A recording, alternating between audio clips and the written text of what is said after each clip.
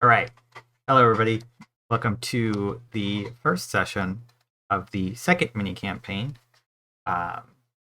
Joined with a few faces that you'll know and a few new faces. We are currently missing a player who is dealing with some technical issues, but hopefully they'll be able to hop on real soon. I am, of course, am your dungeon master, as per usual. If you don't know me, my name's Andrew. I run the show here, mainly with the help of Jack, who does a lot of the overlays. Why don't we go around real quick, and I'm going to have people introduce themselves. Since I called out Jack, I'm going to have them go next. Say who you're playing as well. Hello. Just the name for now is fine. Sure. Hi, I'm Jack. I do a lot of the helping stuff for the stream, and I play almost everything, although not the next one after this one. And Andrew did throw it to me while I was in the middle of doing something quite finicky in the art, so that was... my brain wasn't really that switched on. I'm playing Fair, who, if you watch the main game, you have seen briefly, but this is a much different version of Fair, in that he's living a life that he enjoys. And he wasn't last time. And that's it. I'm going to finish this art now.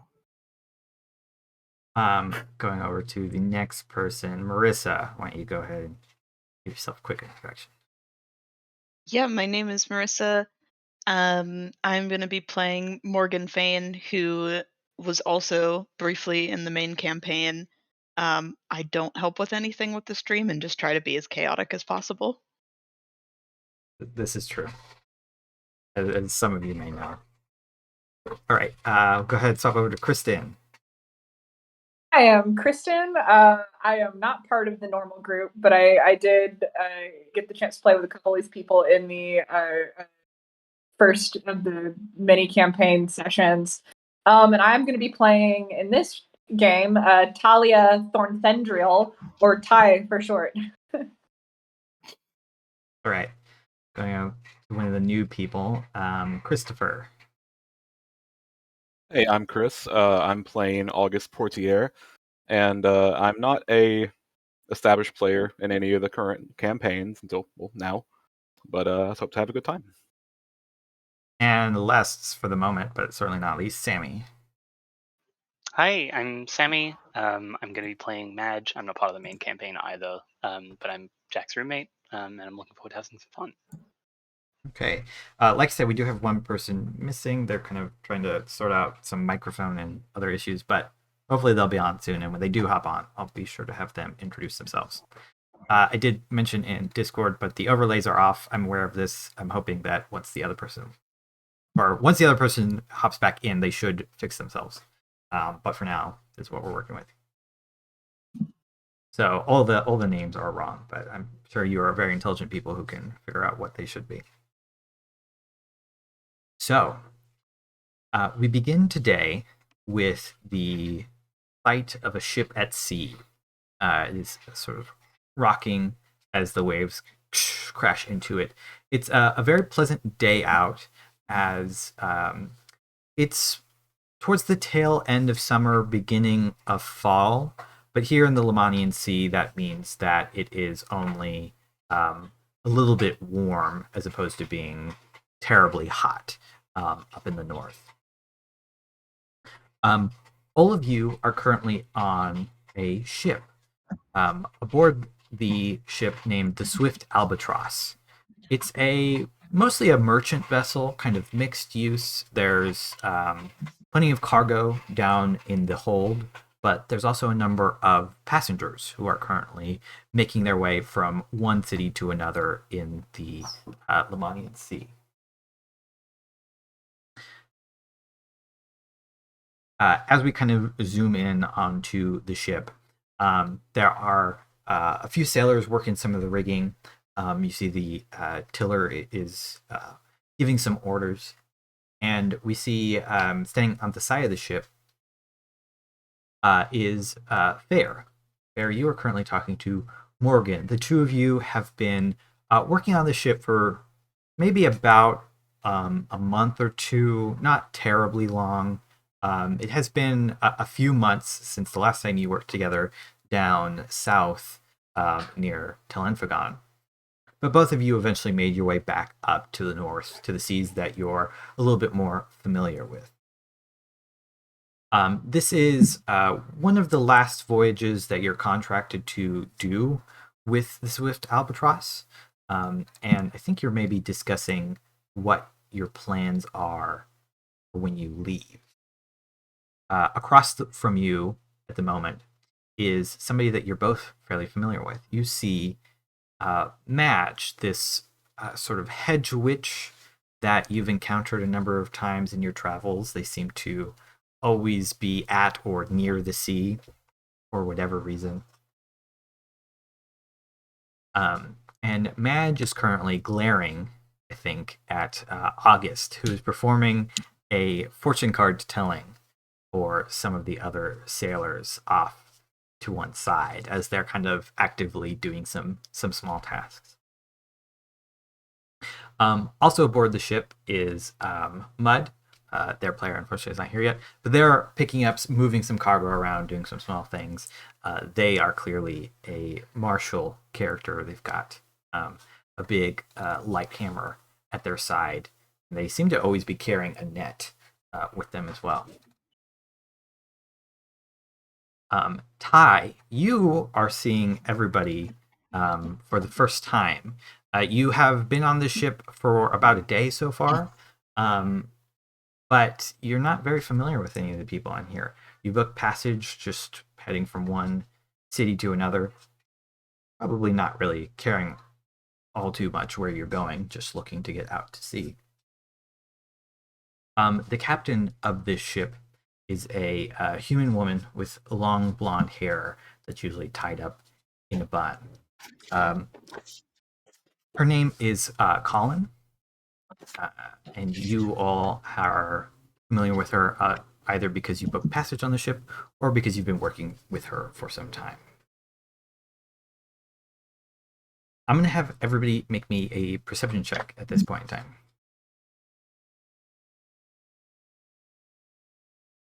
First roll. How exciting.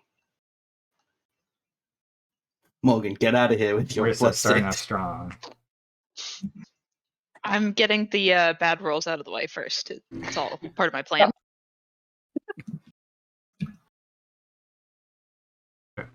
I suppose I will roll for... All of you are just as perceptive as Fair is. Like, except for August, obviously.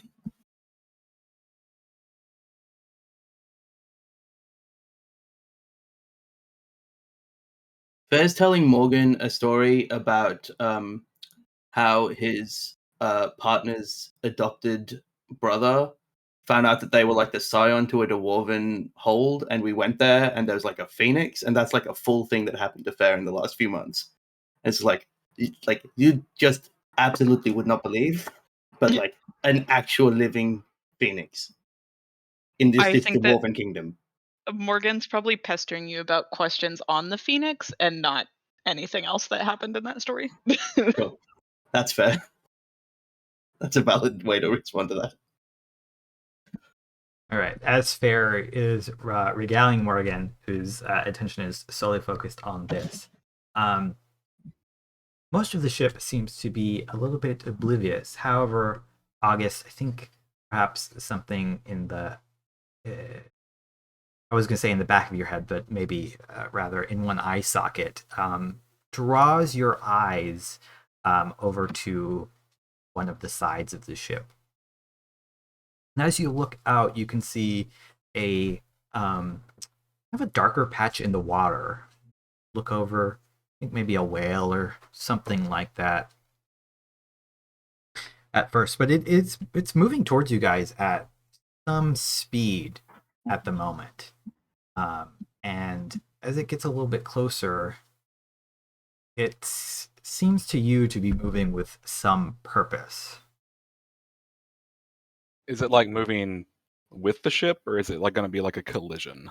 It's so if you guys are going like straight this way, it's far at the moment, but it is moving towards you on like an intercept path. Gotcha. It's said I would... fully in the water. You can't like other than its general shape and that it is a pretty big creature, you can't see what it might be through the murk. You said I was giving fortunes to like some of the sailors as they're kind of going around, right? Yeah. Yeah. Kind of the middle of like kind of a shuffle of cards. Kind of sees that. Good sirs. I must apologize for stopping the performance a little bit prematurely. To draw attention to that in particular, to kind of like look over the edge. I'm no stranger to water, or these waters, but that's a bit new for me. Whale, perhaps you're the experts, so. Boy. Well, I'll take a look, but I still want my fortune told after this. Of course. This sailor like turns to look at what you're pointing. He says, yeah, it's probably a whale or something. August is getting further away from the edge of the ship and is kind of positioning this man in front of him. As he looks at it for a few moments, he says, "Wait a minute, moving awfully fast. There, you've got pretty good eyes. Come over here." Hello? Yes, Hello. we can hear you. Yeah. Yay. I'm now on my phone. Great, we can hear you though, so that's like the best thing. Also, Yeah. did someone just say Fair has good eyes?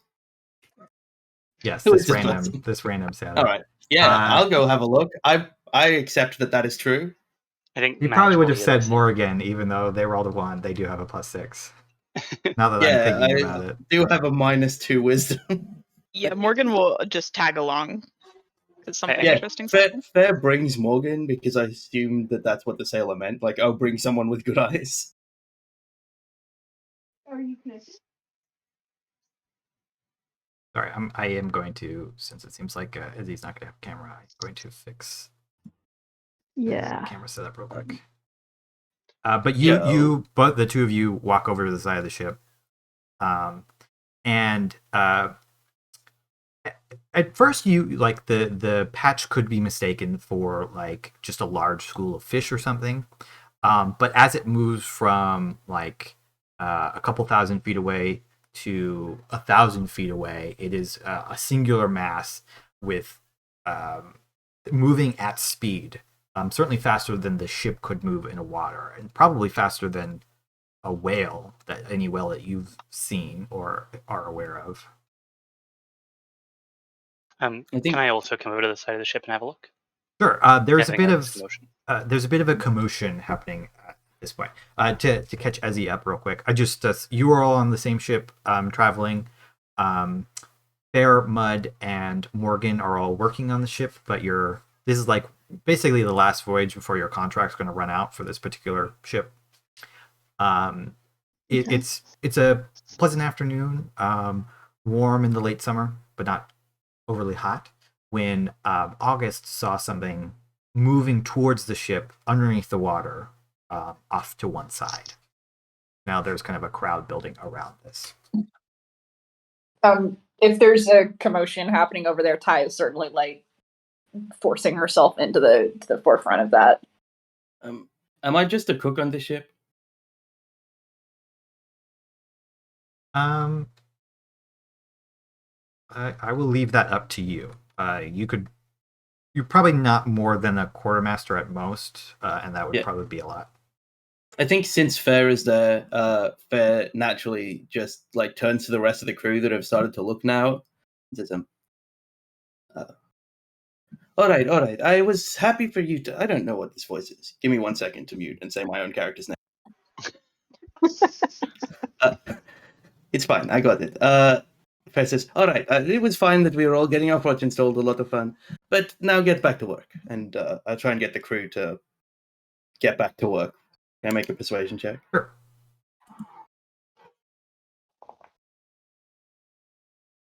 $21. Okay. Some of them grumble. Well, okay. We'll get back on it. And they begin to go moving the rigging and whatnot. I'll say to Morgan and Morgan and Madge. This is going to be annoying. Morgan and Madge, who are next to Always gotta be one. absolutely, that is not something that is good. you trying to work out what it is, I'm going to go tell the captain that a bad thing is about to happen to us. I like trot off to find the captain. The two of you can both make me. I'll accept nature or arcana checks here. Can I have advantage for being able to see this thing better? Yeah, you can. Because you can see a little bit better in the water. Is it shift So- or alt click for advantage? Shift. Of course. Still working on getting all the bad rolls out, so don't mind me. Me too. Both of you can see that It's something in the water. that this is not a whale. It seems sleeker than that, and you think it's going to be on you within the next minute at most. It's approaching quickly. I think Morgan is starting to like hyperventilate slightly because she's concerned that it may possibly be a sea dragon. So It she is starting to freak out a bit. as you're looking at it, Madge, with your better eyesight, it's hard to see its full form still because of the distance, but you can tell that it's not moving like a whale does. A whale like moves its its massive tail to go. This is moving more more sleekly, a bit more like a very practiced swimmer would, and it seems to have a tail, but also something large fins that it's like pushing the water with up on its sides. Would I be able to use beast sense to try and Yeah, you can reach touch it. a willing beast? Yeah, I can't touch it. Oh, okay. I was thinking of Speak with favorite animals. enemies. That's what I was thinking of, or favorite enemy rather. Okay, Fair, you said you were going to talk to the captain, right? Yeah. You walk up. They're not on the tiller at the moment, but they're standing nearby, making a lookout. You do note that there are, or Fair would just know this, there are 6 ballista on the top deck of the ship. They're mostly just for like warning pirates off and stuff like that, or sometimes shooting at sea creatures that get a little bit too close. But they are present. Which direction is this coming from towards the ship? It's on the starboard side, moving. Is it Perfect. within 30 feet? No, not yet. Well, already in bad shape if it's within 30 No, feet. no, no. If it were in 30 feet, you would be able to know what it is. I'd have to do some math to figure out its exact. Fair says to the captain, Captain Cullen, there is a large mass under the water to the starboard. It is not a whale. It is very fast. And then just like starts walking back, like having delivered the information. It's like, I need to be in a position to better deal with this than talking to you. Okay. So he'll start heading back to Morgan and Madge, who he knows are pretty competent. And Madge is up here now, right? Yeah, I wandered up from wherever I was sort of avoiding work, and it's like, oh, that's cool. I'm gonna try speak with animals if that's all right. It is too far away for you to. You could try shouting at it, but it is by now like still 600 feet away. Since Oh yeah, some stuff is happening. way too far. Those of you still watching it, you can see now a long neck leading to a many-fanged mouth, powerful front arms, and what seem to be they are fin-like, but they seem to be wings on the back of this creature. It does appear to be some kind of dragon. Yeah, So- that's not good. So, with a passive insight of 18, can I tell how much panic is currently happening to the people that are seeing this? The people paying attention right now are all player characters, so you can describe to August what your faces are looking like in this moment. All, I mean, all of the crew have been told to go do their jobs, and they are not looking at this thing at the moment. Gotcha. Out of character, this is not good, right? No. Yeah. So I think Madge is going to be like, sea dragon off the starboard bow, prepare, and like is shouting to the crew. What? Dragon? As you start to hear a number of the sailors like start to say to each other in panicked words. The captain at this point calls out, saying, "All right, everybody, get to your stations. We're going to be going into battle. You there, passengers, make your way below, or otherwise get weapons ready." I'm gonna go ahead and move us to.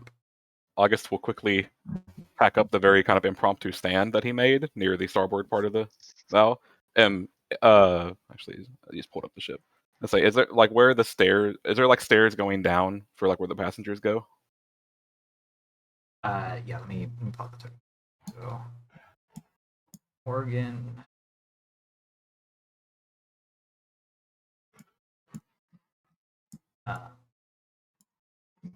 There, I'm gonna say is up here.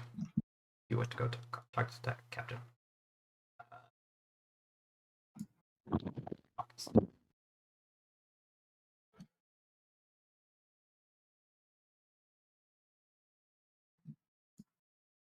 What am I missing? Tie. Is okay. Yes. So since the map has multiple levels, you can move the token and maybe. Oh, right. I have the wrong. You should be able to move the token, and the other one will move. And if you move into this spot, it should a clone should appear. But your tokens are the ones up here. So I think you have to move those ones. I forget exactly how it works, but I'm sure you'll be able to figure it out. There are stairs going down. It's over here, so it's kind of inside and then down, which leads to this area down here, this third. Technically, the second deck, but the third image down, where most of where your guys' sleeping quarters and stuff would be. And then down below that is where the crew sleeps, and as well as where the cargo is at currently. How do we move our tokens? You should be able to select it and drag and stuff. Trying to click and drag, but I'm making a select box. I had to do it on the bottom one. I might have drawn you guys onto different layers. It's a lot of tokens moving. When I double click on it, it says this token references an actor which no longer exists within the world. Well, Madge is killed. Right, try clicking the top one now. Madge has a heart attack from seeing a sea dragon. You got finger of death. No. I still. Oh, yeah. I moved it that time. No, okay, I can't still move it. I was gonna say August. I got it, I think. Okay. Yeah, I got it. Awesome. August will move to the door that goes down below, but not go into it yet. Okay. Also, if you go onto the stairs, like if you move your token there, it will actually move your token downstairs. So, be aware of that. Nice. Okay. How far away is this thing now? At this point, we're getting down to 300 feet. It's going to be here in 18 seconds. You've got basically 3 rounds at this point to move yourselves around. Some of the crew are beginning to man the ballista on your guys' side. Sorry, what side is the approach coming from again? Top. As in the top of the computer screen? Yeah, the top of the computer screen. Okay. So as Fair is like walking back down, probably Morgan is the only person that notices, or maybe Mud as well, positioning. For a moment, Fair normally very like dark-skinned Elcar, white hair, a lot of robes, and like armor glinting underneath it. But for a moment, like superimposed on top of Fair is a taller, white-haired woman, who like in a very like slow and graceful movement, like holds out her hand, and 3 seeds appear, and the seeds like bloom into like little saplings, which then pop, and I will bless Mud, Morgan, and myself. 3 M's. Yeah, you can add an M if you say yourself. And you feel like this soft, like bird chirping sound, as if you're in the middle of a forest for a moment, as you gain bless. And Mud looks around, looking for the bird. Yeah, Fair's like That's back to normal, and I think is like going to stand near this ballista. Madge pulls out like this tangled. It's like a bowl of yarn, but instead of yarn, it's like those Neptune's necklace seaweed bowls. So she pulls some of that out, cuts a little bit of it off, and then crushes it in her fingers. And as the moisture drips out of her closed fist, it's joined by like rain, which spreads out around her as she casts Cold Lightning and creates a storm above our heads. Andrew, would the cloud follow the ship, or is it stuck in a place on the ocean when I create a storm? Can you output it and I'll keep the wording? Yes. I was gonna say August would be kind of like, since he's kind of this like low crook of the stairs. Is there any like dim light or anything there, or can he get in dim light? Yeah, you can get in dim light by like moving off to the side. It's there are some windows, and it is like noon outside, so you have to duck into a bit of an alcove. But you can get to a spot of dim light if you. Okay. I was curious about that. He'll kind of just lean, not duck in yet, but he'll just kind of lean against it, and the shadows around his feet and kind of behind him, this little alcove, kind of like swell a bit and almost begin to trace up his body to where they almost becomes almost like a faint outline of shadow, kind of like a little wispy, as he activates his innate mage armor. Madge, I think for the purposes of this, I will say you can cast it above the ship, and it will kind of move with you. You weren't sailing too terribly fast beforehand. Yeah. So that's fine. Cool. Who didn't get blessed from that blessing that you did, Jack? I blessed the people that work on the ship. So August, Madge, and Ty didn't get blessed. Okay. I forgot you're a cleric, and you could have just cast this at a higher level and hit everyone, and I don't have to waste a spell slot. Yeah, I was actually planning on it, but you beat me to it. So I think Morgan saw what you did and was like, that's pretty rad, but I'm going to try and bless more people, and is going to cast bless on the rest of the player characters that didn't get it before. We didn't. We blessed everyone with just 2 spell slots. Also, Morgan doesn't she kind of involuntarily casts magic, so she's going to hold her necklace and say, Almain, protect us, and involuntarily cast bless. She doesn't really know what she's doing when it comes to magic, but it works.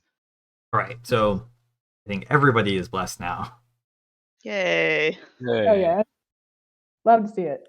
All of you feeling the welling power of either Fair's patron or Almain, the god of knowledge.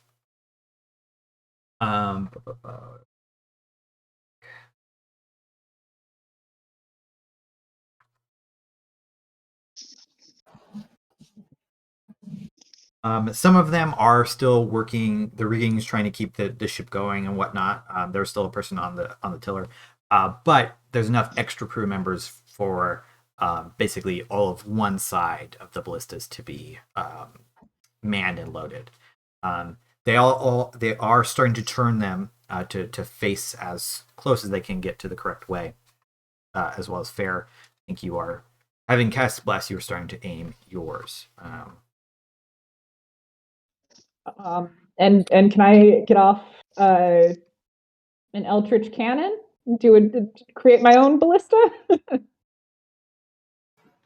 Sure. Hell yeah. Mud's just kind of hoping the dragon isn't aiming for the boat. Maybe it'll just go by some other way. It's just going in it's a common shipping line. I think that's Yeah. valid. If you click on the arcane cannon, will it make a token for that? I just No. Oh wow. no, I don't think so. Okay. You want the Force Ballista, right? Ballista, yeah. I did not use- mean to roll a bunch of dice. So it always rolls for something.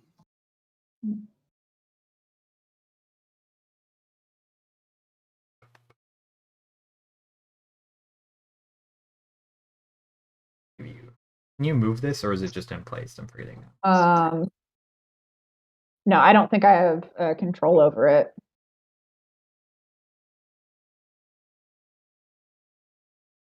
I can't move it. You can. So you can direct the can to walk or climb up to 15 feet, provided it No, has as in legs. the player, I do not have control of the terrain. Yeah. I'm gonna fix that right now.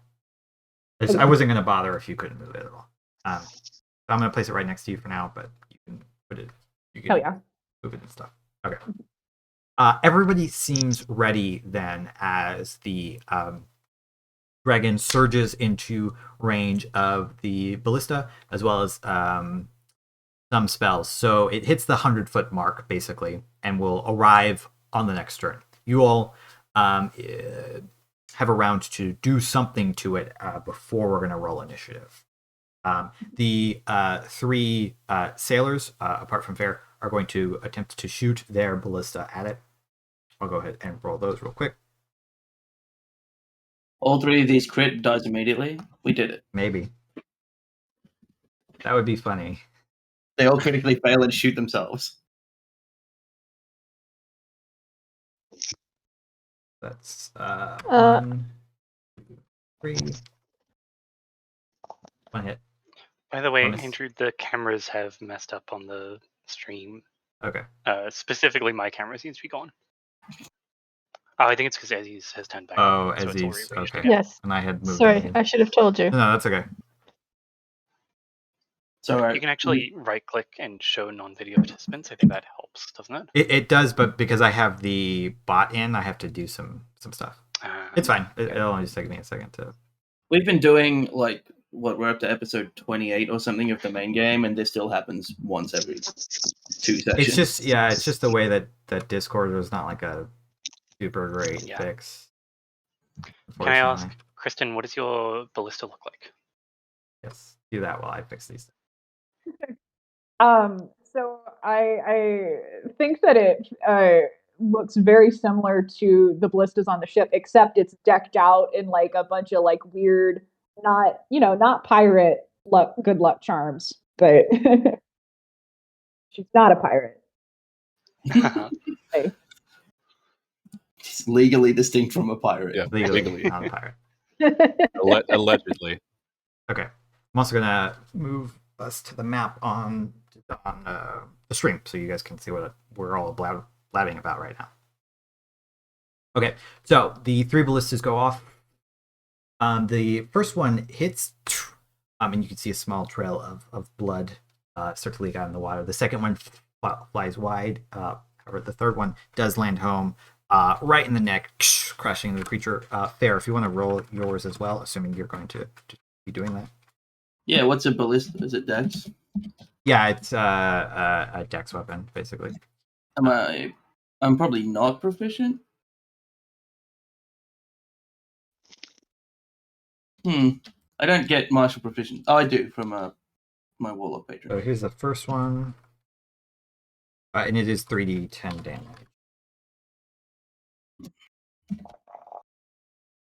Okay.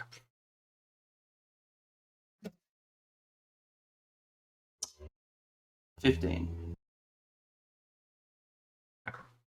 That unfortunately, it hits, but the water it seems to skip off the tough scales of the creature.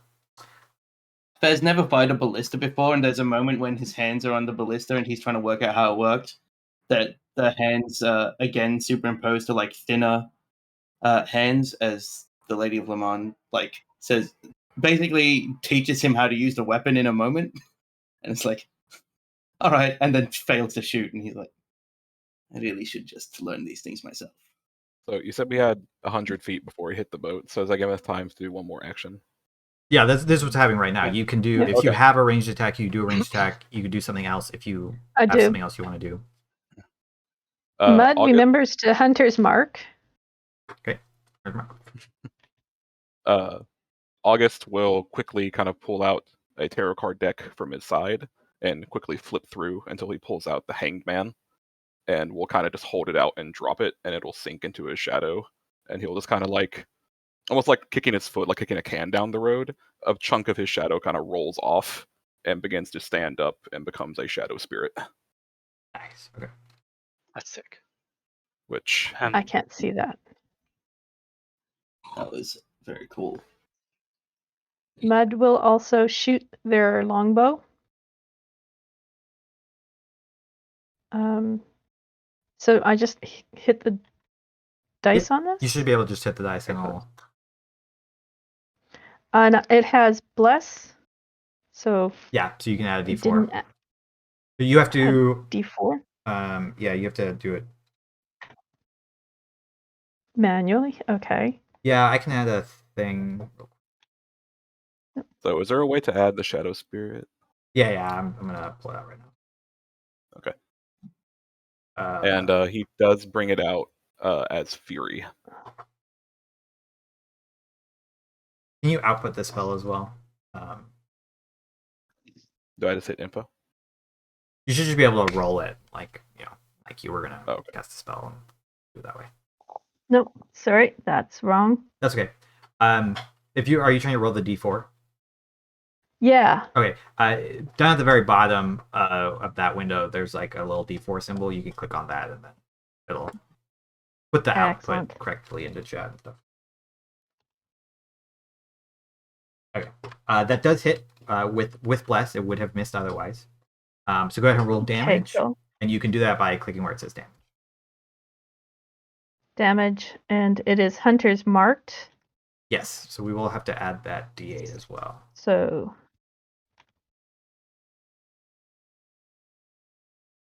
and Hunter's mark is Sorry, a 1d6. Not d8.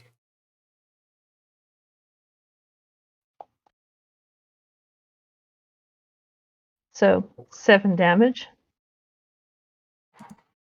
No, 10 damage. 10 damage. Okay. Longbow arrow shoots out, hits it in the water. You don't hear or see anything, but you know that you've landed your mark. Shadow Spirit.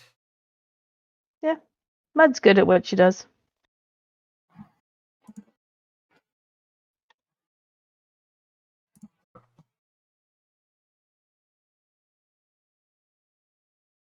This is the base level, right? I'm just double checking. Yeah. Okay, so I don't.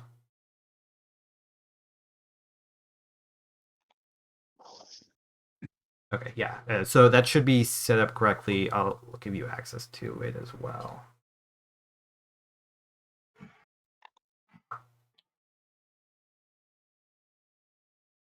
Okay, sorry about that. It is next to you. So I'm imagining it's still outside of range of my storm cloud, right? Because 100 feet.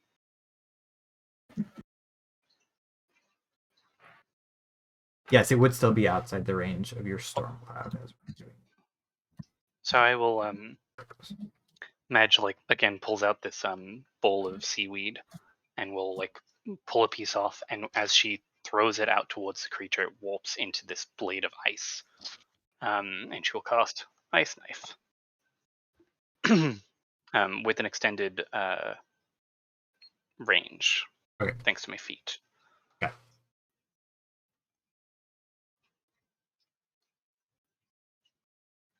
$22 to hit. That's gonna hit. Cool. So then it also has to make a dex save to avoid the extra damage.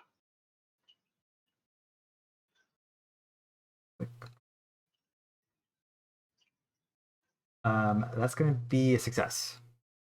Just barely. Yes. Okay. So it takes 9 piercing damage.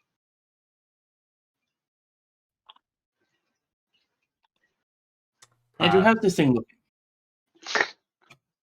It looks like it's been hit a couple times, but it's certainly not bloodied. It is still surging through the water, and as it does so, it shoots itself out, kind of gripping the sides of the ship, right next to, basically right in front of Morgan, as it does so, unleashing right in your face, Morgan, a heart-rending. I'm gonna need everybody to roll me initiative at this point in time. So for the new people, there's an initiative tracker. You can pop it out. It's in the top right. It's the little fist icon. You can pop it out by right-clicking, and from there you can roll the little die thing as well. Just absolutely never worth having a bonus to initiative, because it lowers your rolls to 2.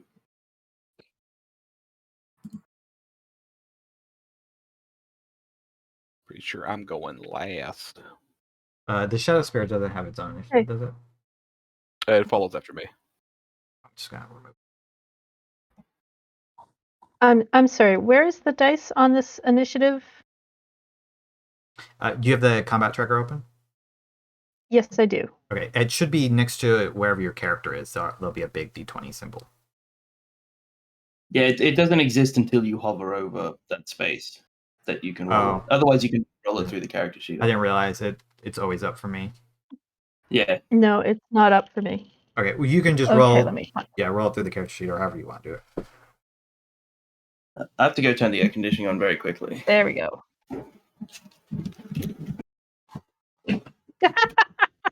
Nice. Well, that works out. Do I have something that'll allow me to re-roll ones? Let me just check. I don't think so, though. Oh my god, I'm not last. No. Marissa, were you having the same issue? Oh no, you were just tokens. Yeah, I rolled. Okay.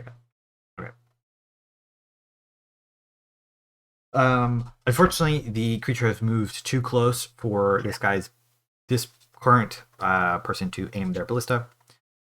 He is instead going to pull out a basically a harpoon, although it is a spear, and is going to run over next to Fair and chuck it at the dragon.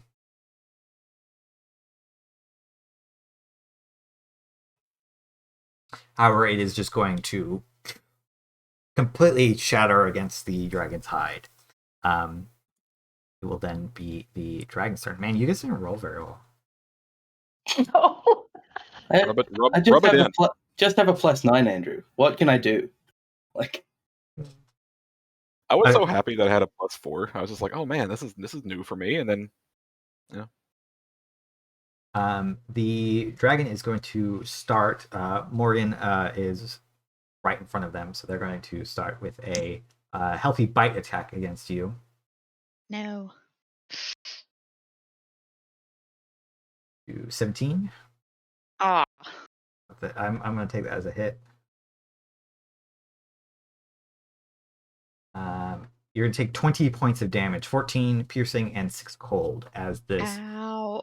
this freezing water-filled jaw just latches onto your arm as you trying to back away. It is then going to make a claw attack against Mud.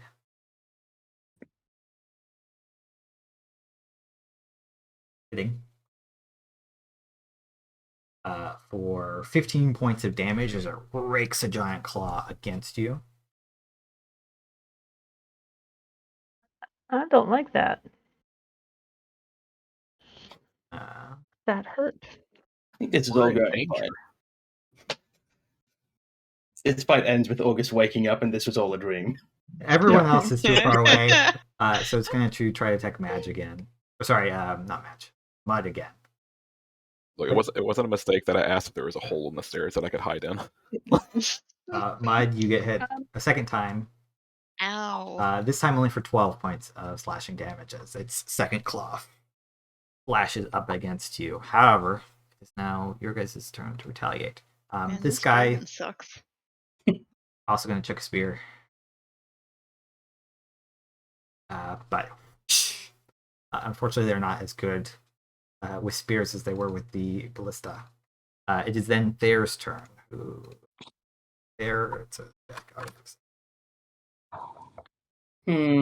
The sea dragon has just appeared. It is currently attacking your allies who are trying to defend themselves against it. The ballistas can't hit it here, I assume. That's why everybody else has abandoned the ballistas. Yeah, it's too. They can move a good amount, but they're not really made to be firing at something like right up next to the ship. How much is this bless actually helping us? Also, did Morgan have to make a Constitution saving throw? I totally forgot about that. Thank you for reminding me. Yes, do make a concentration check. Right. Wait, a concentration check? Yeah, for bless. Okay. Oh. What would that? That's a Constitution saving throw. Okay. And your And I- DC is 10. Woohoo! You're fine. Yeah. All right. Fair.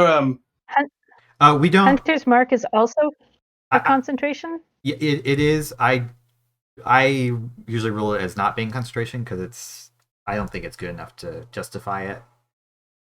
No. So you don't have Okay, to. thanks. You don't have to worry about it. Andrew, then I have a follow-up Thank you question for to that statement you reminding just said. That statement you just said about it not being good enough is hex concentration. Hex is Hex the same concentration. color as Hunter's Mark. Because it is It's exactly the same color. slightly better. It's literally exactly the same spell. Slightly better. All right. Well, Also, I not will. a whole ass class feature. Sure. I will. Fair. I'll drop bless and cast. While dooming those that stand against us, the white lady appears, and this time extends the hand not gracefully, but with like a savage claw to hex the creature. And I will pick. It has disadvantage on strength ability checks because that feels like that might be relevant. And then he like flips out of the wrist of his like his sleeve, just a knife appears from his knife roll, and he'll come up and stab it with the hollow bladed dagger, I guess. That is going to hit. I'm gonna click a bunch of stuff. Give me a second. I get sneak attack because Morgan's right there, and it does a total of 20 points of damage. Right. The dagger just like flashes out towards her claw, and it looks like a really shallow attack. But then suddenly, Fair's like natural ability to hit weak points has like found a vein, and then a burst of like necrotic energy just echoes into that vein as he rips the dagger out, and then just like gives a little smile and wave to Morgan, and just walks away.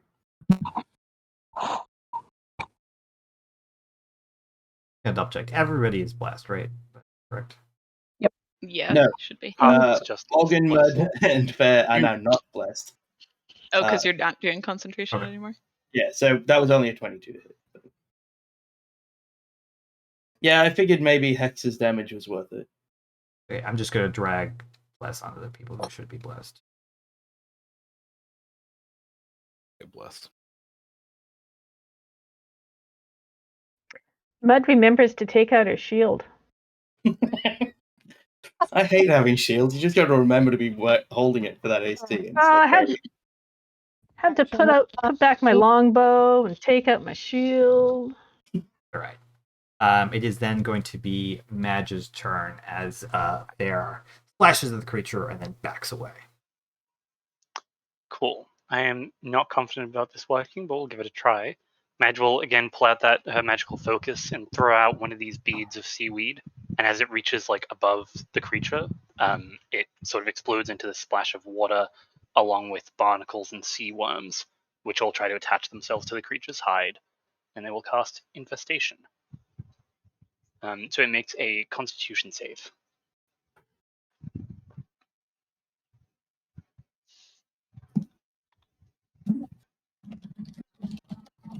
Yep, that'll do it. Succeed. And then at the same time that those like all sort of slide off the creature, a bolt of lightning strikes down from the cloud above their head. So So that's going to be, I think it's Dex, right? Can't find the spell. I'll Yeah. scroll up to it. Far back. There we go. Yep, deck save. And it's 3d10 damage, assuming you cast it at the base level. It does save, Yeah. but it will still take half.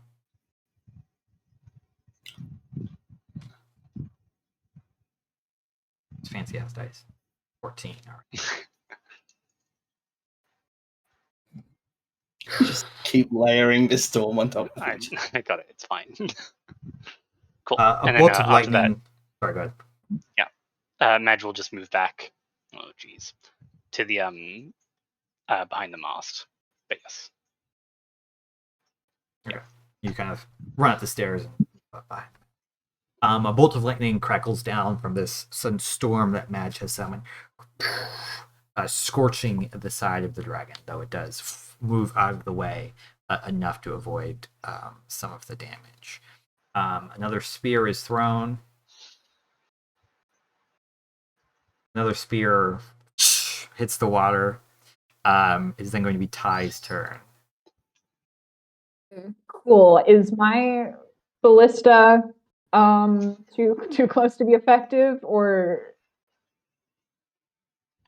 No, yours is a 360 swivel. You can shoot wherever you want. cool. It's So your I'll fancy artillerist thing. cool. I will make my spell attack roll with that with bless. Unfortunately, it shears against the side of the dragon's hide. Cool. Ty bops the ballista like, what? You're useless. It looks up at you with no expression. That's my turn. firing the ballista is a bonus action, right? Yeah, I You don't thought have you action could to do. Is that a bonus action? Oh, because it has its own turn. Okay. In that case, I am also Yeah. going to get off. It's a bonus action to move it. Otherwise, it just fires, basically. Okay, hell yeah. In that case, I think I'm going to try to get off a second level shatter. Okay.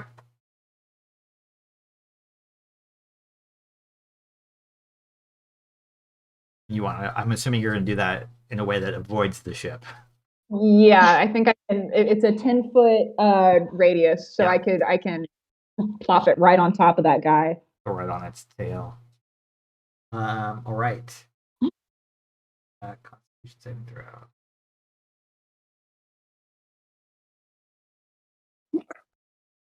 It fails for the first time, I think. Hell yeah. Let me double check your spell save. Yeah, it fails.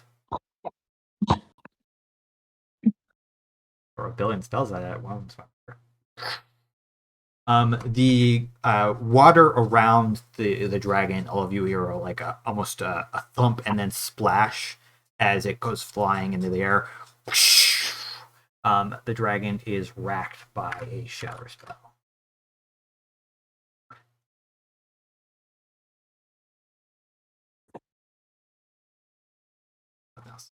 Did you want to move or do anything else?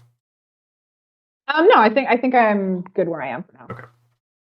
He stands put, facing the dragon down. It is then Morgan's turn.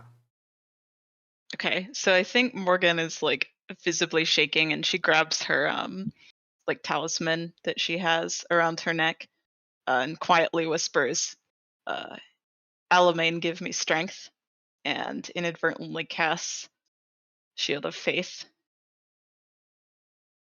That will drop on herself. less. Yeah, that's fine, because if I take one more hit, it's gonna be Okay. a bad time. That's fine for Morgan to live. And then when she moves her hand away from the talisman, there's like a little like rainbow colored ball of light in her hand, and she kind of throws it towards the dragon while saying, "May your thoughts be clouded," and she casts Bane on the dragon.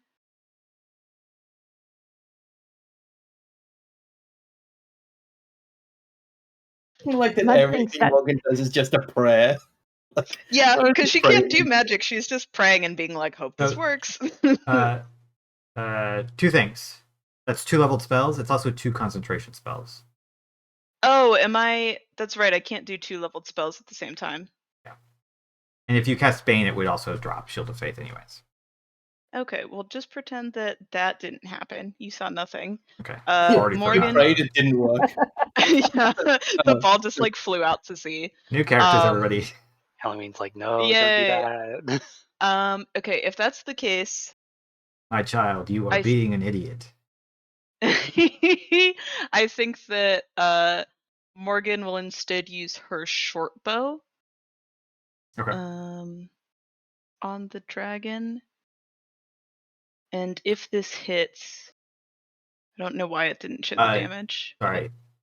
You are at disadvantage because you're in melee with the creature. You mean like I'm close to it? Yeah, because it's like you're actively combating it in melee. Ranged attacks would be at disadvantage. Oh, okay. Never mind. Y'all didn't see that either. Morgan pulls out a dagger. I'll let you keep the Morgan is- 18. But Morgan is just just fine. estranging and just being like, what about this? No, that doesn't work because of the rules of the universe. If those that's rolls are the case, also okay. private. I've checked 3 different timelines. Okay, so let me. Do you want me to like re-roll the dagger, or did you say you let me keep the 18? We can keep the 18, that's fine. You did Okay. roll that. So I'll Like, just you do deserve damage it. then. Thank you. And then I think would I get sneak attack since someone else is within 5 feet? Yeah, Mud is right up Okay. against it as well. Okay, or so cornered that's anyways. Okay. Hey That guys. work? Wow. Fair will teach you, like, after this fight, Fair's gonna take you and be like, yeah, this is how you sneak attack. She's a little rusty. She used to be a rogue and now she's a cleric, so you know. You go through all of these, like, timelines of how to use your cleric abilities, and then Element just stab it.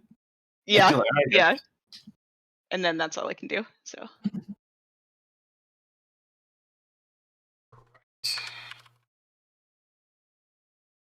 It will then be August's turn. Gotcha. Okay, so I have a quick question about one of Yes. my magic items. Yes, So, yes. the effect with the deck of cards, Mhm. does that happen simultaneously with the spell?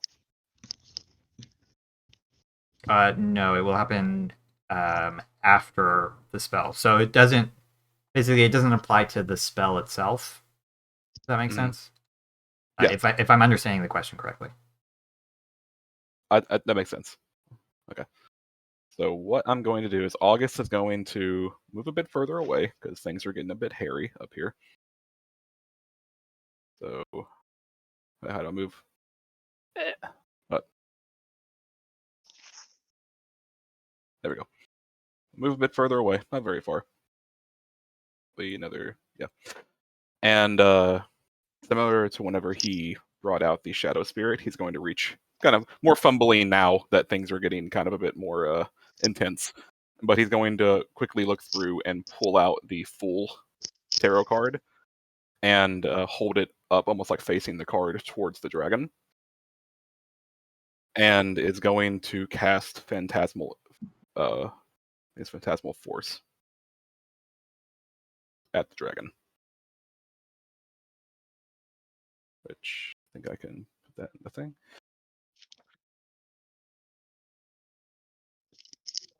Yep. So it needs to make a What is 17 the investigation. what is the thing that you're trying to occlude it with, or do it? I want it to, in its mind, as it's kind of gotten over the ship, the shadows kind of naturally around itself and in the water begin to kind of almost like drip up like reverse rain and coalesce into similar looking shadow spirits that are now holding on to it and beginning to claw into its neck. All right.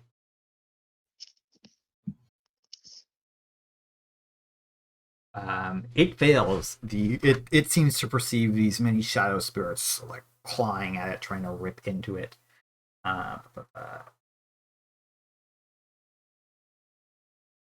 Okay. So would that be enough to deal the D6 a second? Or does It- that happen in the first turn? It would. I'm trying to remember if it goes off now or. Yeah, it's on your Yeah, turn. it does. Go ahead. You roll that d6. Okay. 3. And rolls are while this is happening, the full card that he held up shimmers for a moment and almost looks like it bursts into like dust that then flies to the creature. I'm going to use one of the effects to give the next person advantage on an attack roll against it. But isn't that before the start of my next turn, I believe? Yep. Okay. Yeah, So, and you now can, it's kind of like... It doesn't have to be the very next one. You can choose which attack Yeah. roll it applies to. Yeah, so now it has this like kind of floating, kind of almost like spectral mist around its head. And then at the end of that, I'm also going to use my bonus action to use Unsettling Words as a bard to... I think I can just do that. I don't think it's like a save or anything. So I'm going to need to roll a d6. I don't want to roll 2. What am I doing? I'm new. Excuse me. Okay, What? no, that's not that great. But it has to subtract 1 from its next saving throw before the end of my next turn. Awesome. Okay. And then that... Sorry, go ahead. I'd say that'll be the end of my turn, and then I think it's the Shadow Spirit after that. Yep. So then the Shadow Spirit's going to go. So the Shadow Spirit is going to kind of like slink its way across the deck and get over here. And actually, since technically it can have the advantage that I just gave, right? Yeah. For the attack roll? Okay. So yeah, it's going to try to do a Chilling Rend. I believe is what it's called. Yep. That is going to hit. Oh. All right. And the damage, of course. 7 points of cold damage, but We're all not very good on the damage. Okay. oh. And that'll be the end of my turn. All right. As August's turn ends, the dragon does seem noticeably wounded from the mainly from the 2 ballistas that were fired earlier, but also from all these smaller wounds that you guys have been dealing to it since it popped up on the side of the ship. It is going to let out a hearty as it flips its tail, whipping it to attack Ty using a legendary action.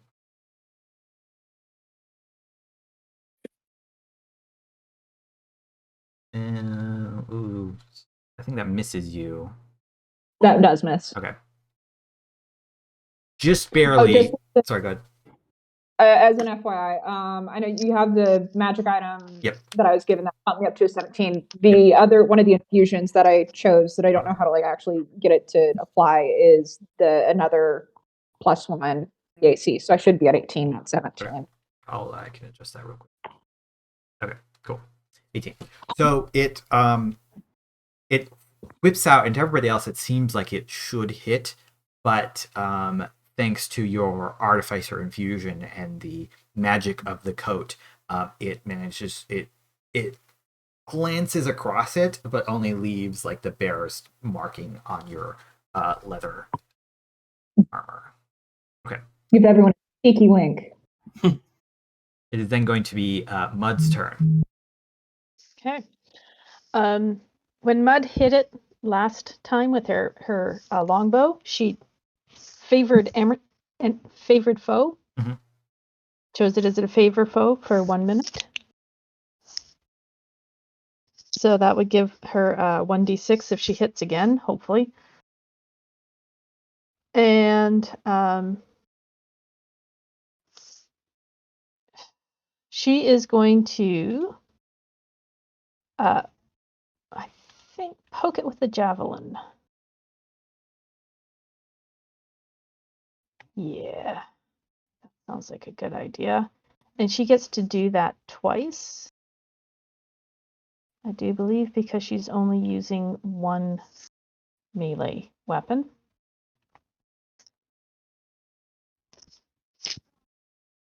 So, It's pretty good. okay. So this is the first time she hits, so she gets to add her hunter's mark. So let's do damage.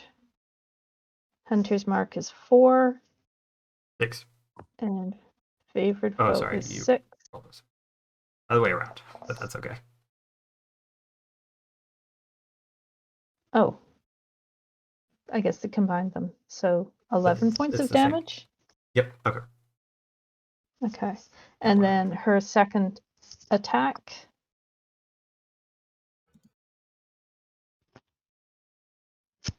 Nothing. Probably not. Yeah, that is going to run up against the scales and just slide off the slippery hide of the dragon. She has her swarm around her, which probably takes, at this point, becomes little starlings. And they're going to swirl around the dragon's head and try to, like, dive bomb its eyes or something. So they also get to attack. My gathered swarm. 1d6 piercing from the swarm. Mhm. If I've hit it, it gets to do 1d6 piercing. Just Yeah, it's basically just another bonus damage die that Stormkeepers get. You're just stacking the die. Oh, here. nice. That's a good one. All right, -6. I cheer them on. Good job, guys. These startlings kind of just crash into the blow where you just hit with the javelin. Your hunter's mark, helping you to drive it deep into the creature. In retaliation, the dragon's going to look at you and flip its tail using its last legendary action to make a tail attack. Can I use a reaction? Sure. This is a completely new spell that I have no idea how completely it works. Silvery Barbs. You magically distract the triggering creature and turn its momentary uncertainty into encouragement for another creature. The triggering creature must re-roll the d20 and use the lower roll. Okay. Nice. Okay, it misses either way, but you then get a. I could choose the creature. Advantage. That's cool. Yeah, and then you can give it. Have August and Fair ever fought together? I don't feel like they probably haven't. I don't think so. Probably not. Okay. But also, you looked really fancy. I am fancy. So I think August is going to give Fair the advantage. Cool. All right, Fair, you will advantage.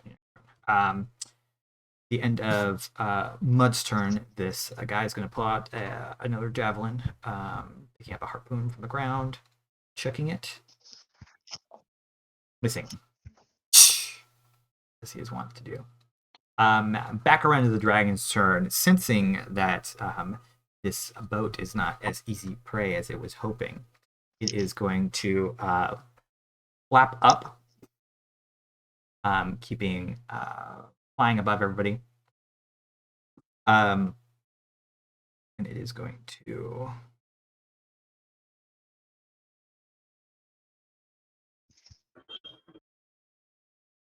it's going to fly over to the middle of the ship.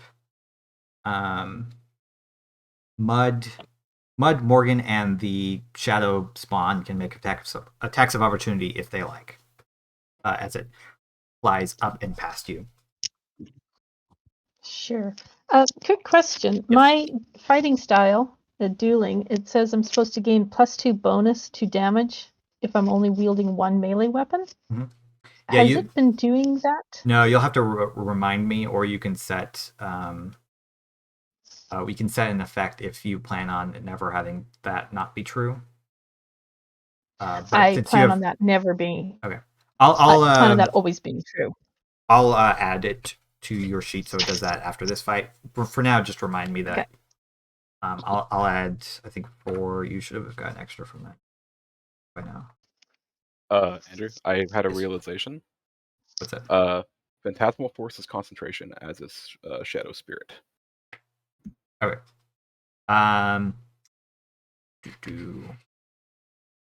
I think Could for now, well, what's your suggestion? I have a? Does the deck work with a cantrip, or is it just any spell? Does it have to be leveled? No, it could be a cantrip. Okay, I have a cantrip that does the same amount of damage. That would also trigger the dex Okay. effect. Is So- it what that Mind Sliver? Or Yeah, Mind Sliver. okay, we just say that you had cast Mind Sliver. It's the same. It's the same save and everything, so it will have minus a D4 to its next saving throw instead. Okay. That works for me. Yeah. No worries. so- This is, I think, the most caster-heavy party I might have ever Yeah. had.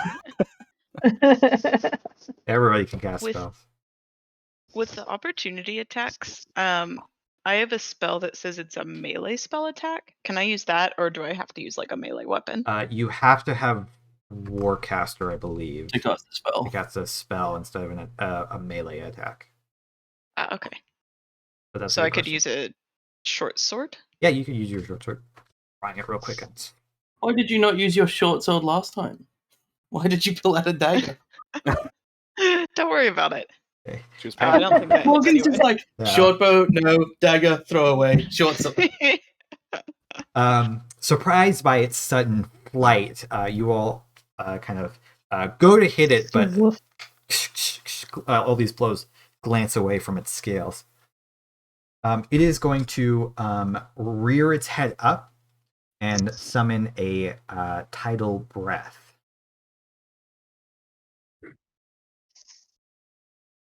Ooh,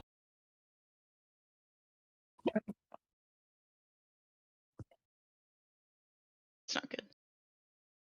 it's very not good. It's actually going to attack over here. So, Madge, I need you to make a dex save. These sailors are dead. They fall unconscious immediately. There's no amount of damage that can be done here that will keep them from falling down. Doesn't give me a lot of confidence for my own What do- well-being. I'll roll the Kind of saves just in case, but damage- it's pretty unlikely. Can I use absorb elements to reduce this? You could if it was attacking you. It's not. Oh, okay. It is shooting the other way at the two sailors and Madge. Oh, I Do I see. get advantage on the save for cover from the mast? Sure, I'll say you did specifically hide behind the mast, and it is right in its way.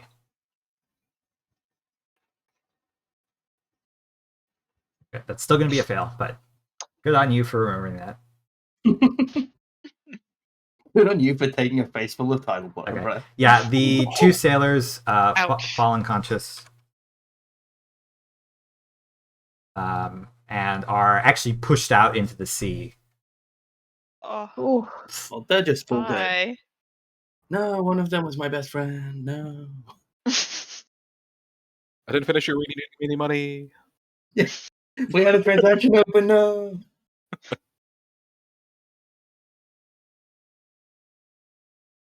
How much damage was that? I don't think I can see it. Sorry, it's up above, so it's Oh, it's the 22. 36 30. points of damage to you.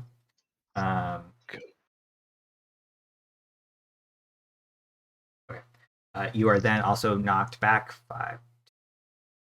I'll say only half as much because of the mast. That's on the front, and you are. Because otherwise you're out at sea.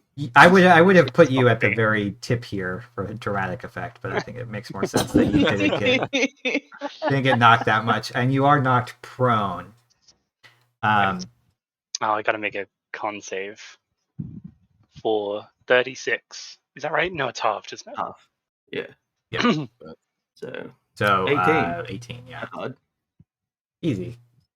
No, your concentration drops. It's a bit hard. The storm above begins to dissipate. I think you adjusted your max HP instead of your current, by the way, on your sheet. Thank you for that. Yeah, no worries. Did you gain hit points for that? Oh, You lost That call max didn't HP. bother me anyway.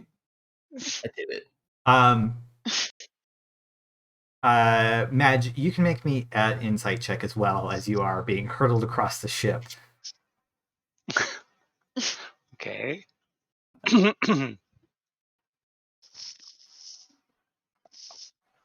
Okay. We're rolling good today. You don't know what's going on. The dragon doesn't seem to like you, but it doesn't seem to like anybody on this ship.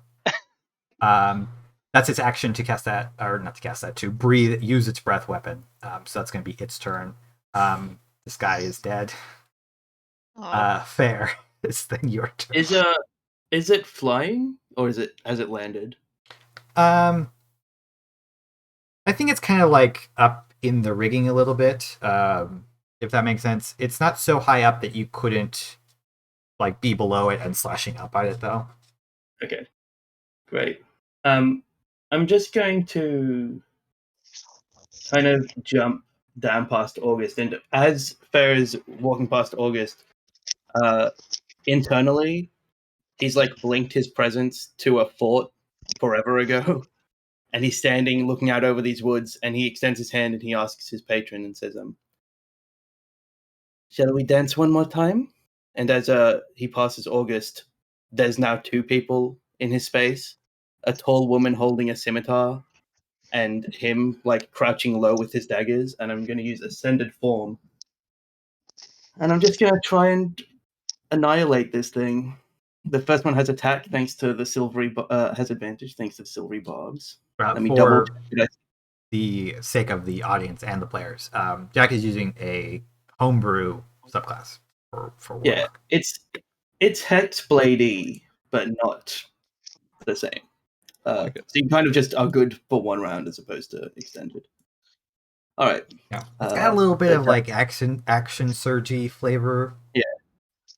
All right. The dagger flashes out with advantage. Man. That's still gonna hit. All right. Not by a lot, but it does still hit. I'm actually going to move to here because of how Swashbuckler works. Although the ballista, everything's friendly, so it's fine. Yeah. You have sneak attack no matter what. All right. Hup.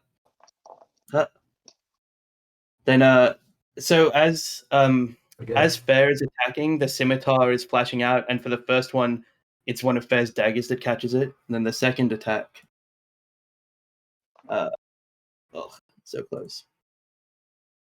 This time, a scimitar like just cuts deep into the creature, and my final offhand dagger attack, the little shattered shard from an anchor just flashes into his hand.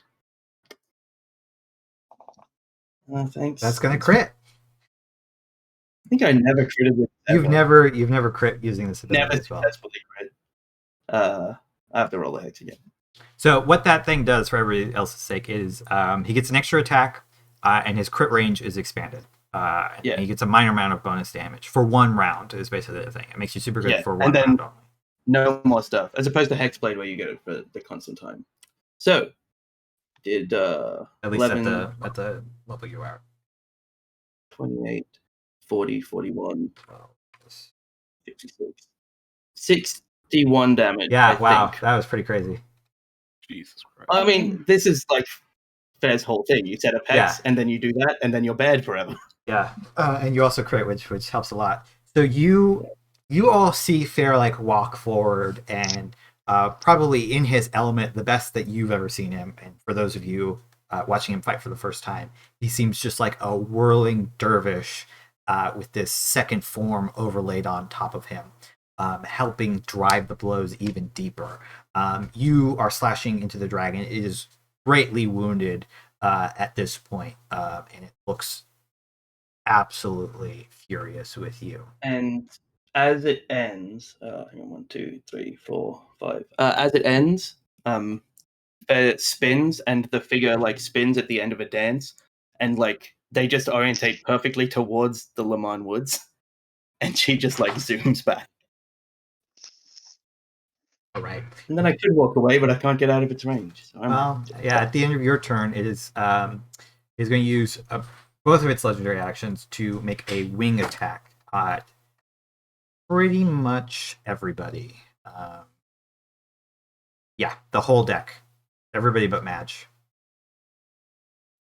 Yay. So what are we rolling?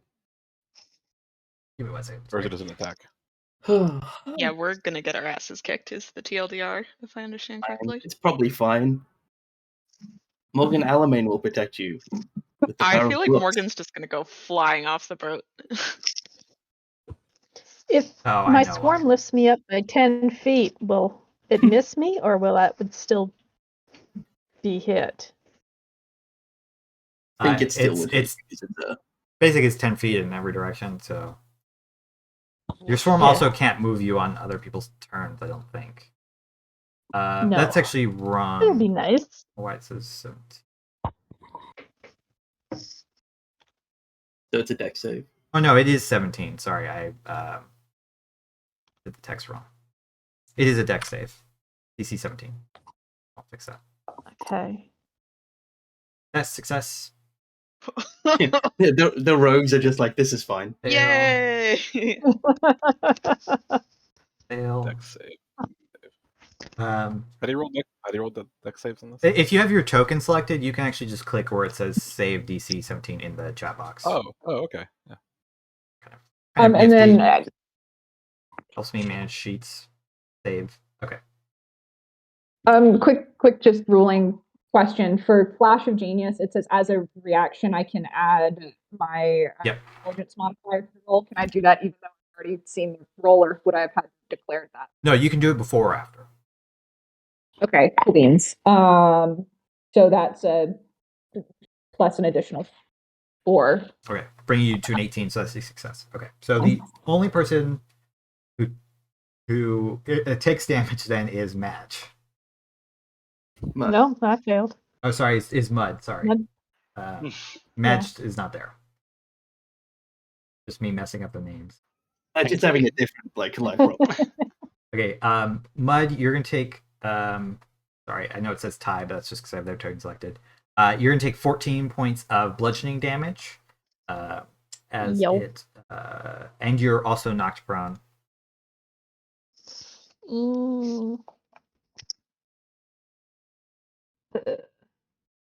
Mud is looking hurt.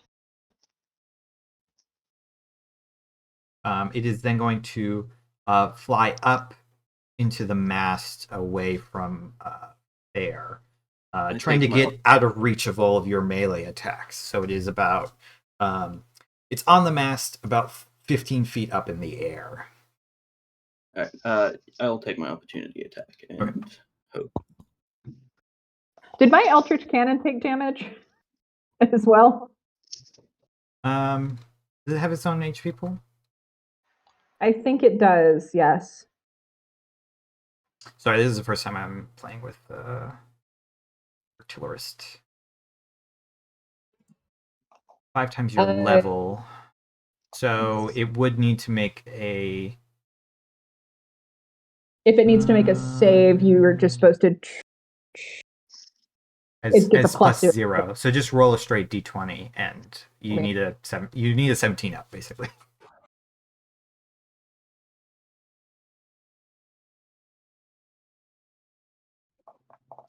Hey, look at that! It saves. Did better than Mud. Fair flashes the dagger out and catches it as it's going. That maths is wrong. It should be 4 less total than it is. Okay. Because you're not. 24, 26, 22. Yeah, I rolled it. Well, it still had Ascended Form active, and I had forgotten to take it. So 22 total. Yeah, the Sea Dragon is looking pretty fucking messed up at this point. Anybody who would like to, now that you've been fighting it for a couple rounds, can also make me an Arcana check. As it flies up into the mast, it is going to look down at Madge, and in common, it is going to say, "Give me the stone, or I will kill all of you." Oh boy. So both Mud and Fair, now that you've been fighting it for a bit, you both are like, have heard of dragons, maybe read about them a little bit, maybe you've even encountered one beforehand. There is something slightly off about this dragon in that it seems to be, there are parts of it that are kind of suggestive of an older dragon, and parts of it that are suggestive of a younger dragon, as though it's been aged strangely, perhaps through some magic or something like that. It has like the body of a more mature adult, but there are some like clues in its face and different features on it that are more suggestive of a younger dragon. So there's something strange going on with its appearance that you're not 100% sure what the cause of, but it's noticeable. It's like, now that you've been looking at it for a while, you can definitely tell that there's something off there. So it is then going to be Madge's turn. You are prone. The dragon is looking down upon you, having just shouted this out. Are any of Fair's daggers still lodged in the dragon? Absolutely not. Oh. I don't leave my daggers in things. How dare you? Okay. Fair says no. I was going to say yes, but sorry. No, And, Fair's using daggers that he cares about as well. So. And are the ballista bolts made out of metal? The tips are, not the whole thing. Okay. So and then those can are I- embedded in. Yeah, can I use heat metal then on one of the ballista bolts? Sure. Let me figure that out. Here's an auction key built in. Sorry. So it has to succeed on a con save to not drop it, but I think it just takes the damage, right? Yeah, it physically can't drop these, so Yeah. I made the roll anyways. It takes the pain well, we'll say. Oh man, my damage is so bad. Oh, sorry, I rolled it twice. That's just 7. Not supposed to be the 10. So yeah, Madge reaches out towards one of these ballista bolts, looking up at the dragon, and tries to burn it from the inside. Because it couldn't drop it, it has disadvantage on attack rolls and ability checks until next turn. That's pretty funny. It is, yeah. It's like the searing pain from this is as like it probably like reaches to try to dig in, but doesn't want to like claw them out here because that would probably cause it more damage. So I would read that it's disadvantage if it is wearing or holding the object. Because it's part of that same paragraph. I don't know if it makes a lot of sense to not be able to wing attack as well because it's got a bolt in it. But up to you. I mean, wing attack's a save, so it would be able to do exactly the same. It's going to be dead before it gets to do anything else anyway. I hope so. About it.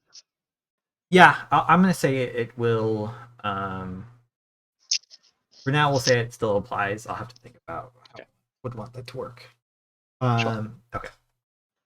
So that's your turn. That is all I got. Movement or anything like that? You are lying down prone, basically near the mast or near the. I don't think I want to try to sneak past it or anything. So, no, you know what? Actually, Madge it makes the bolt heat up, and then when the dragon's still standing there, looking at her, she will just haul herself over the edge of the boat, and throw herself into the water. Into the water. There you go. Thank you. You actually, most of you can't really see this because you're all based off the lines of sight, but you hear somebody go overboard, landing into the water. That guy's dead. Sorry, sailor. Ty, it is then your turn. Oh fucking hell. So I think what I'm gonna have simultaneously, almost like Ty is trying to race her ballista to the shot, is just crossbolt fire, but then for the bonus action, also the ballista fire as well. Just for fun. Well, that was a crit fail. And then we're not blessed anymore, right? No.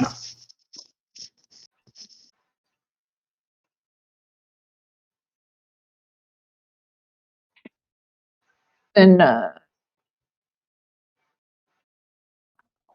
then for the that's also a fail. The bolts just collide in midair. That's very funny.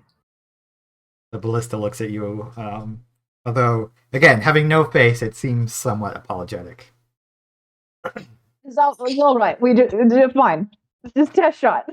It's just Why? like a wall. It's like a Wally head. It just like There goes the mast. Right. Fine. Did you want to I'm move gonna at ask all? a clarifying question. Is the dragon? Not that I can do anything else. Is the Yeah. dragon on the mast, or is it just on the upper? No, it's like kind of wrapped around the mast at this point, like where it had Wrapped around the flown up. Okay. Yeah, for thematic effect, anyways. Fascinating. Okay, that's Ty's turn. Is then going to be Morgan.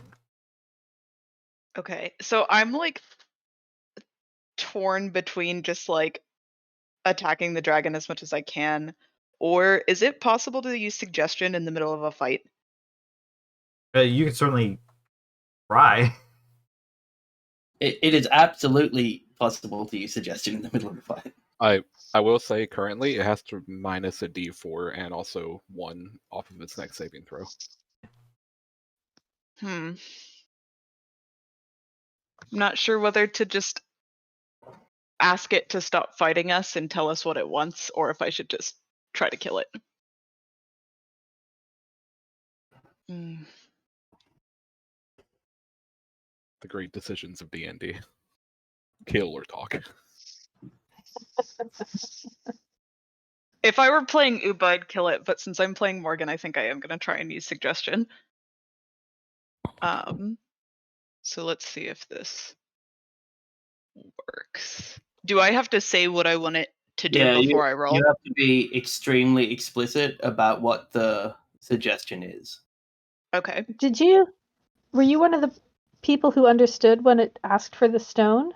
It said that That is in common. In common, yeah, Yeah. but my character does also speak Draconic. Okay. So it says I have. I didn't know if Madge knew Draconics. I can do some pieces. Okay, I She think does I not. have 2 sentences. It chose correctly. It says it's a couple of sentences. Okay. Yeah. To a sentence or 2. Okay. So I think that Not Morgan is not going like to...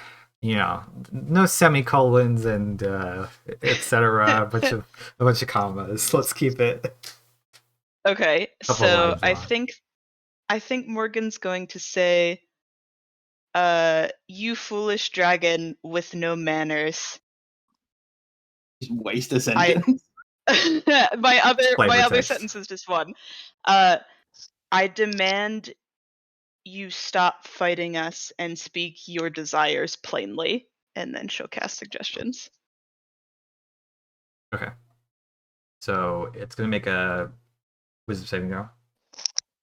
Yeah, and I think you said something that it has an effect that would make it you have to subtract something from it. At minus a D4 Minus and because D4. of the deck. Yeah. The minus a D4 and the minus 1 from the unsettling words. If this doesn't work, I'm going to be bummed because the other option was 5d10 necrotic damage from inflict wounds. You can't reach it right now, though. No, I mean I'll roll the d4, but it does fail. Yeah. Yay! 9. So yeah, it's a total of 8 on its wisdom saving throw as it is perched up above you. It seems to it seemed ready to dive in after Madge, like that. You all got the sense of like a cat perched up on a tower about to pounce onto prey, but its muscles like stop suddenly as its head cranes over towards you, like reaching around the side of the mast, looking down, piercing into your eyes. It says to you, Morgan, in the common tongue, I desire the ocean stone heart. What was the exact wording? So you wanted to tell it what it wants, and was there anything else in there? I said explicitly stop attacking us. Stop attacking you. Okay, so it's not attacking you at the moment. It has just... That's what it wants. It just told you. Can we make a roll? Yeah, you can make an Arcana check if you would like. Arcana or History. Yeah. Actually, I'll allow a Religion check, probably. Okay, great.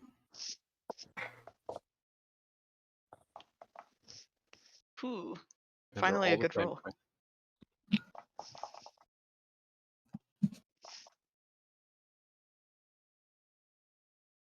Okay. Surely Madge doesn't hear what it just asked for from Well, the water. Blending in. Madge is in the Madge ocean, doesn't right? really need to roll either,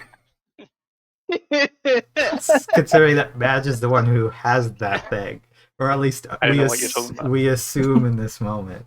The dragon seems to think so, anyways. Mhm. Madge was getting hit by a wave.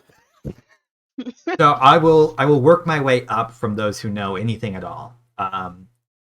August, you heard like this was a while back that there was a rumor of this treasure that some pirates were looking for deep at the bottom of the ocean, buried away.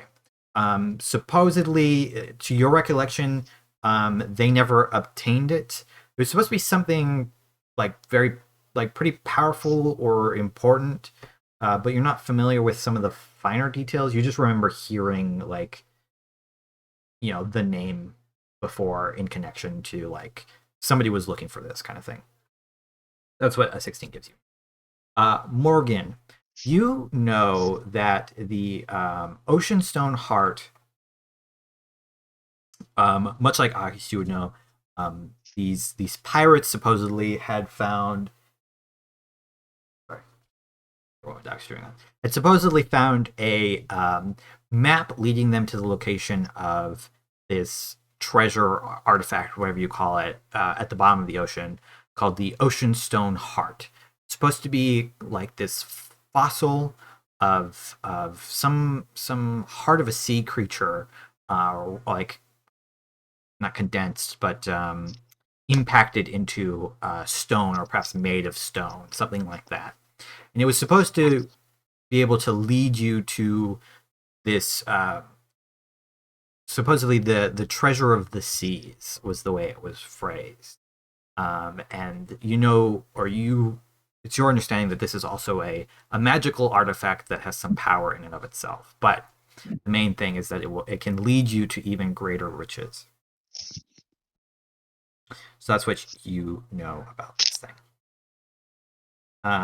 Okay. So that's Madge's turn. Did you want to move or do anything else? Not Madge. I keep saying it. Morgan. Madge. It's Morgan's turn. Oh, no, Did you you're want to move? Why do people do this to me? I think if I were to go like around behind the dragon, that would that prompt an opportunity attack because I'd pass by it. Because you told it not to fight, I'm gonna say that, and it seems to have like fallen under the spell. You would be reasonably confident that it won't attack you if you move around it. Okay. It could because it does have the long tail, but I think that Morgan will move like the furthest. Oh wait, I have to move this one. The furthest Morgan can move is here. No, here. I don't know what happened to my that's okay. token on top. Yeah, the multi-level thing didn't work as neatly as I wanted it to. I maybe didn't set it up quite right. It's pretty cool. It just Yeah. Also, we haven't needed to go below deck. So Yeah. Morgan is going to move here just in case Madge needs help in the water. Is it possible? Is there time to like convey what she knows about this stone that the dragon wants to everyone else so they can make like their own decision on what they want to do? I'm gonna say that you don't have time in this turn, given how much you've already spoken and stuff, to ask Madge a question and receive a reply. And Madge is also kind of like swimming. They're swimming up at this point. So. Oh, I meant like, can I tell the other people on the deck, like in case they were like, oh, well maybe the dragon can just have the stone, versus like killing the dragon. You could say like another sentence before I think you're gonna have to wait some time to keep speaking. Okay, Normally yeah, I'm pretty fine. generous, but you have said a lot already right now. Yeah. Morgan will just, as she's walking, will say, this dragon covets an artifact of the sea that can potentially lead it to riches untold, and then we'll like stand right behind the dragon, ready to like kick its ass if it tries to do anything. Okay. And that's the end of my turn.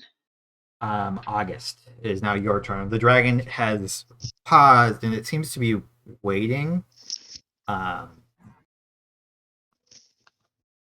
it seem like it's going to start attacking again? Not for the moment. It just lasts a while. I will say, 8 hours. Based off the wording of the spell, it's not going to attack you unless it's thinking that its life is threatened again. Because I would say that is unreasonable course of action at that point. It also ends as soon as it takes damage from anyone. Yeah. That is like allied with Morgan. So as long as what was Yeah, done to it didn't cause it danger. It is Like, also looking at the water, because I'm gonna move not Morgan. I'm gonna move Madge when it gets to their turn, because the ship has not stopped. It's still moving, so Morgan's gonna eventually like pass by and be left behind. It is keeping its eye on Madge, and it doesn't Madge have is to not attack resting, by Madge the way. to try to get at the thing either. Would Madge have a chance to grab the hanging ladders that are on the side? I think Madge can just transform into a kraken or some nonsense. Madge can Like, certainly That swim. would I be think awesome. Madge is Casual. fine. Gotcha. Okay. if I they think- choose to, but Madge's swim speed is not as fast as the boat can move. So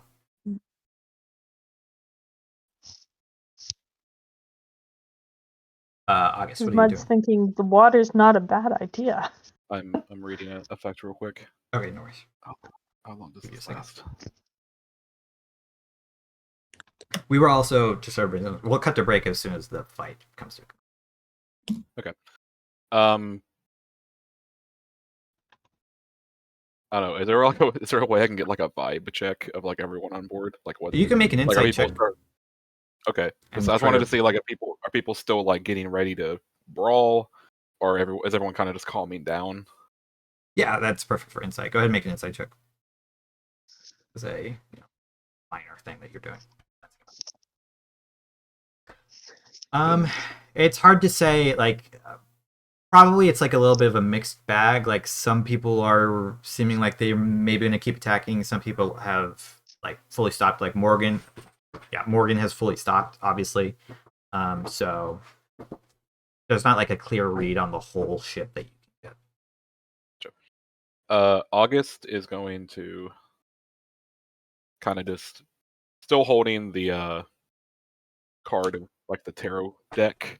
Just kind of like casually, almost like begin doing like the bridge shuffle in his hands, and kind of hearing the information that was kind of given out. Oh, Treasure and Dragons, storybook tale if I've ever heard one.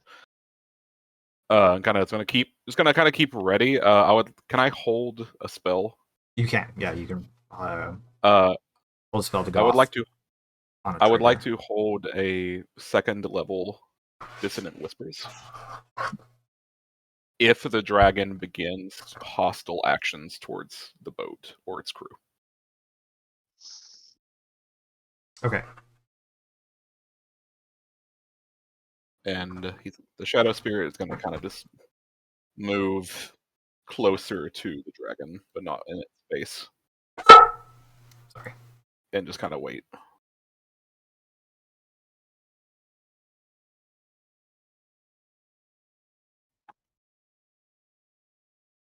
Suggestion always puts like these really weird moments into combats where you're like, what to do? I think we should kill Morgan. And now wait a second. Sorry, dog. I was dealing with something real quick. Okay, so you've readied Dissonant Whispers to go off Yes. if the dragon looks like it's going to do something hostile. Mud, it is then your turn.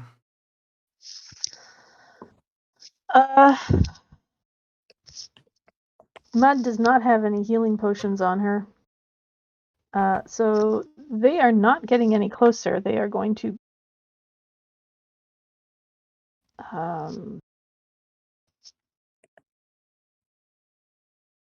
Go maybe over here, kind of thing. Mhm. Put some people in a mass between it and the dragon. She is going to drop Hunter's Mark and put up Fairy Fire instead. So the object, let me just. Yeah. There we go. So if we do decide to attack, or if other people decide to attack, they will have advantage on that attack. And then she is going to stand up and surround herself with her swarm and hopefully give herself some sort of advantage on any saving.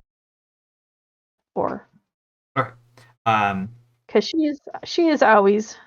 Okay. It does save against fairy fire, so it is not just standing still, unfortunately. That's Mud's turn. The guard is going to move over here, ready his harpoon since battle seems to have stopped, but it does not trust this dragon to toss it if something happens. If the dragon does basically anything to spook this guy. Yeah. The dragon. Sorry, go ahead. It's all right. I was going to make a joke that is not appropriate for on a stream, but I'll message it to you separately so you can hear it. Okay.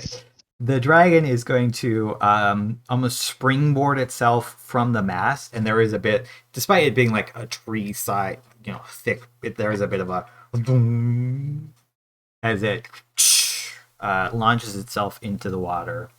I'm just gonna I'm gonna move these guys like way back here where they probably be at this point. And is going to swim over to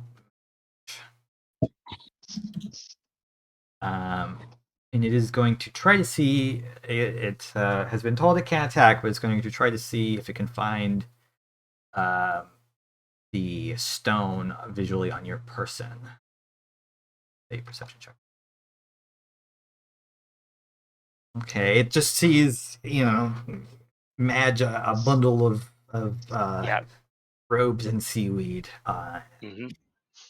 Though in the water, in frustration, it isn't going to be Fair's turn. It also does submerge itself, so it is in the water. I think Fair walks up to Morgan and says, "So, you know that the absolute best case scenario is that in 8 hours we now have to fight this dragon again when your spell runs out? It's that Toki one where you make it do the thing?" She kind of shrugs and said, "I would much rather do so having healed up. His attacks are strong." Literally about to die and just gestures to all of the blood splashed all over the thing. But I'll ready Eldritch Blast for if it comes back to the ship. Okay. Madge, it is looking at you. It doesn't seem to be attacking. And I'm gonna say you did hear Morgan's words even down in the water because they had to, shout and enunciate pretty well.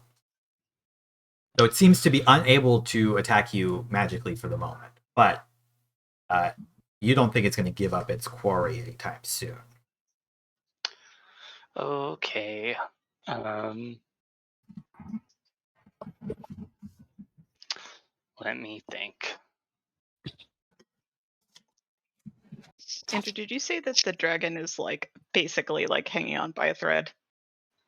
It is very wounded. Yeah, it's pretty close to death. Yeah.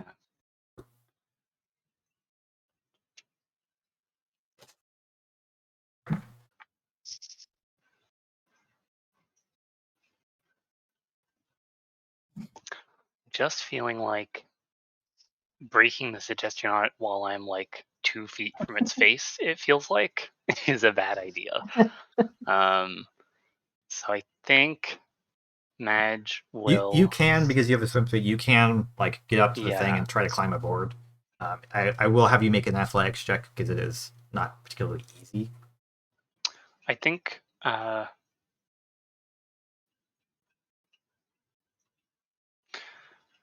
I will instead.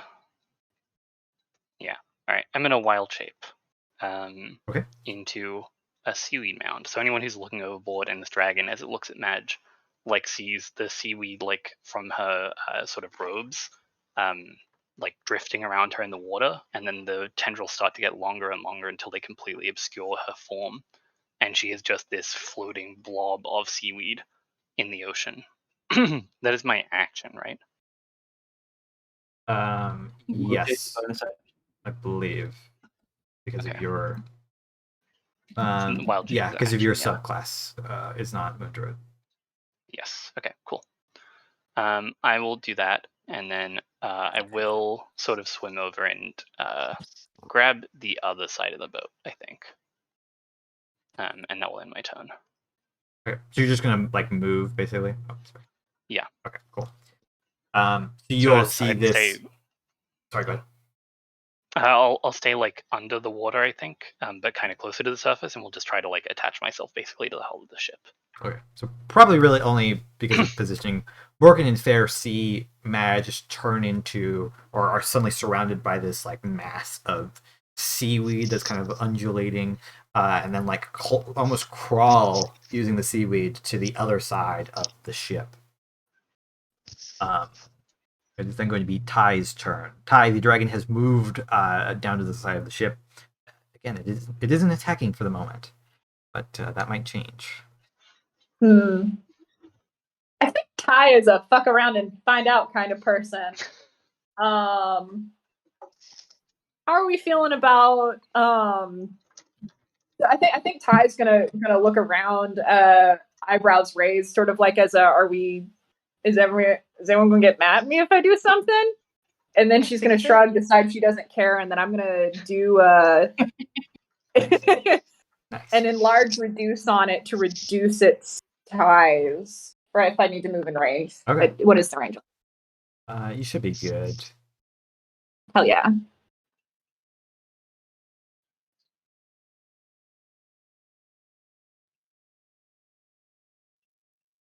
$30 feet. I'm gonna say you do have to move a little bit, just because of it's technically under the water somewhat as well. But you can get there, and you can see it enough to cast the spell still. So that should be a con save, I believe. It's roll. Failing. It's a bitty baby Pretty now. sure. Okay, so reduce. So it's just medium Cardinal dimensions. So it becomes a medium creature. Yes.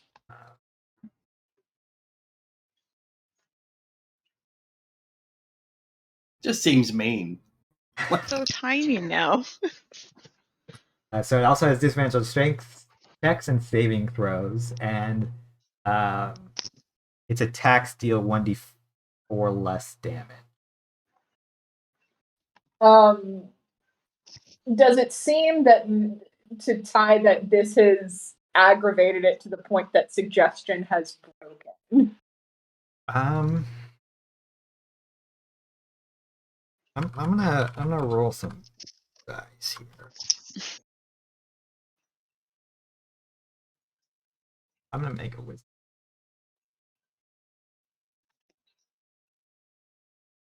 It seems confused for the moment. Like being bullied by these things that have nearly killed it. I just love the no on the dice. Yeah.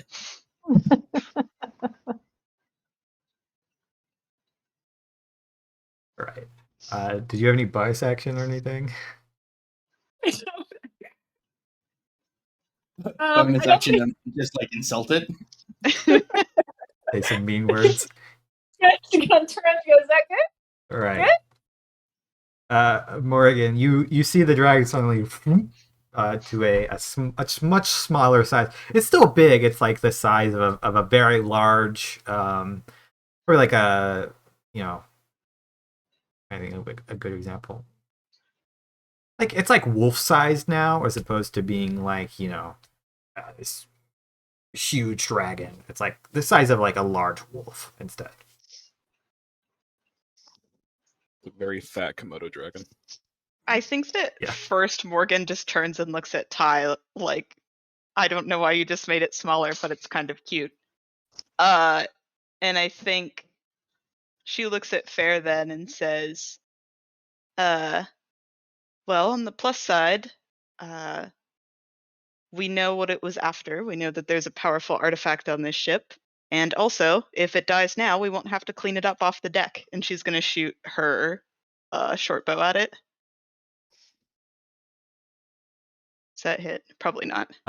It glances off of the scales of this creature. That's Clara, good.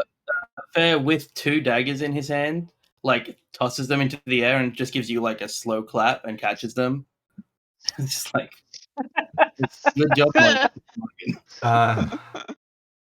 You have a bonus action you would like to do? That's a good question. I don't think I do. Yeah, the only bonus action I really have ready was Shield of Fate, which I already have, so. Okay.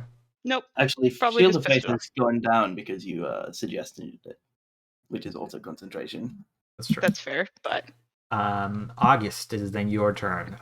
You cannot really see what's happening to this dragon, although you do see Morgan pull out an arrow and fire. Just over the ship. Okay. I forget, what was August your is- ready action again? I was to cast Dissonant Whispers, but Okay, I think it's outside my visual range. Yeah, you can't see it from where you're standing, unfortunately. So, but your turn rolls around again. So lost that spell slot. But oh well. August is kind of seeing this happen and kind of seeing, okay, well, I guess we're doing this again. He's just kind of like, okay, well, back at it, and he's just gonna move over to the edge of the ship. Can I see it now? Yeah, you can see like the outline of it in the water. Much smaller than it and was then- previously yeah. for some reason. Gonna kind of cock his head a bit at that. But can I use Unsettling Words and then cast a spell in the same turn and have the effects? Are you bullying it? Because it subtracts a d6 from the next save, and if I make a save in this turn, Yeah, it's a But I bonus did- action, so you Okay. you definitely do that. yeah, I'm gonna use Unsettling Words and just kind of lean over the ship. You look like a wet dog, and then I'm just going to cast Dissonant Whispers at level 3 at it. Go ahead. Roll that d6 first to see what it's gonna Okay, yeah, be subtracting. kind of funny if it doesn't kill it. I didn't even Just rolling like very us, good that on would be its so saves, funny. so It subtracts 4. 4. Okay, well, pretty bad. I'll put the spell so So- I can see what it beat and stuff.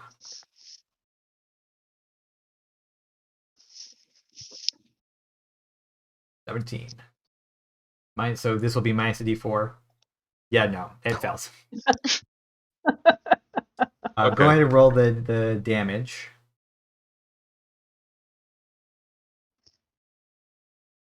Uh, 23 Wow. points of psychic damage. Okay. That's pretty good.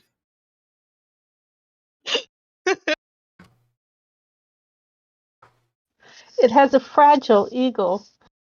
We Obviously. seriously bullied this poor dragon to death. It seems to fall limp in the water for like you hear its brain gets wrecked and gurgled out by the water. It seems to fall limp before a surge of energy rushes back into it. It did go down to 0. I do give dragons a refresh, basically, like the thing, just to make them a little bit scarier. So it is back up, but not with a ton of HP. It also has to flee from you. Yeah, must use its reaction and available to move as far as its speed allows away from me. Okay. It moves. It's basically off map now. So I just called it a wet dog and it screamed and just ran away. And you died and ran away. It full died and then was like, I can't let that insult stand, and woke back up.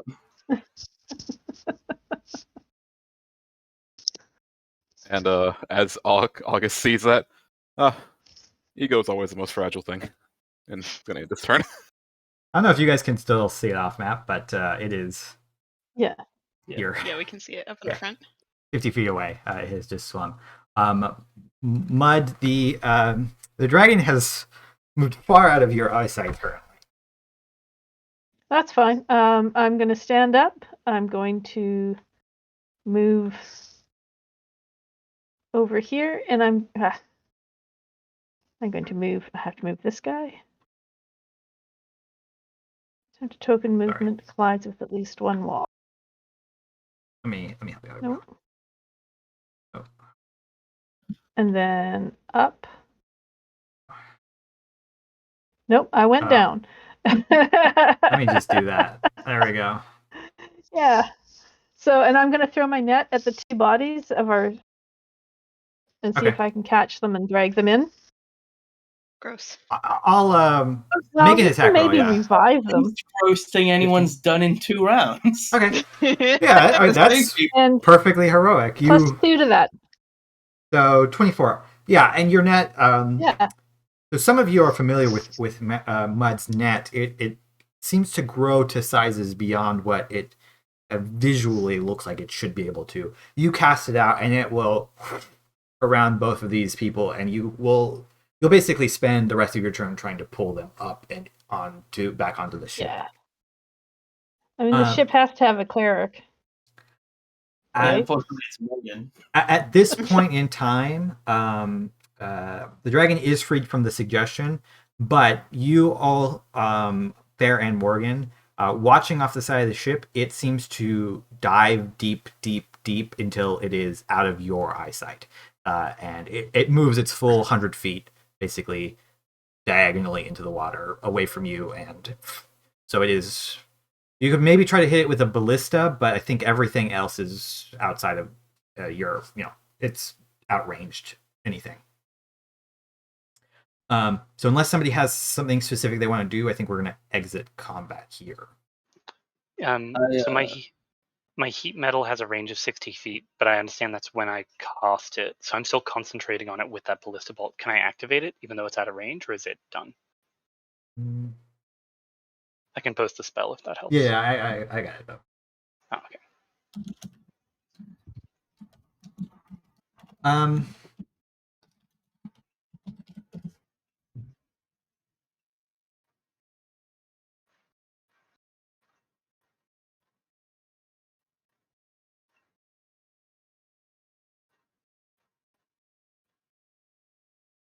So let me do some. You'd be able to if it worked that way, you could do it. I think basically 9 times. Yeah, or until it pulls the bolt out. I think so. It's going to have resistance to this, and it will after the first round. If you keep doing it, spend enough time to pull them out. So you'll do that. I don't think there's any way that alone is going to kill it based off of the HP it has at the moment, and the fact that it's going to be reduced to half because it's fully submerged in the water. Yeah. Okay. So so Madge will try and concentrate on keeping that burning going in the hopes of getting it before it gets away. But that's it. You keep it burning, and you basically have no reference for when, because it's really the metal that you're casting on. You really have no reference for when it's pulled this out. So you cast it. I can't see it. Yeah, you can't see it. It's gonna, at this point, it's gonna keep swimming away. So you basically do it as many times as you can, and you're unsure whether or not that is enough to have killed the dragon or not. You suspect not, but you certainly wounded it at least a couple more times. Okay. Cool. And then Madge will clamber up the side of the ship in this seaweed form, and as she sort of crests the top of the railing, most of the seaweed just falls off of her back into the ocean, and she steps on board with her regular seaweed robes. As you do so, the remaining members of the crew, as well as I think the rest of the party, have turned to look and are kind of just staring at you. And that's where we're going to cut to break right now. So we'll be back shortly. I'll say 15 minutes for bio break and all that. See you guys in just a bit.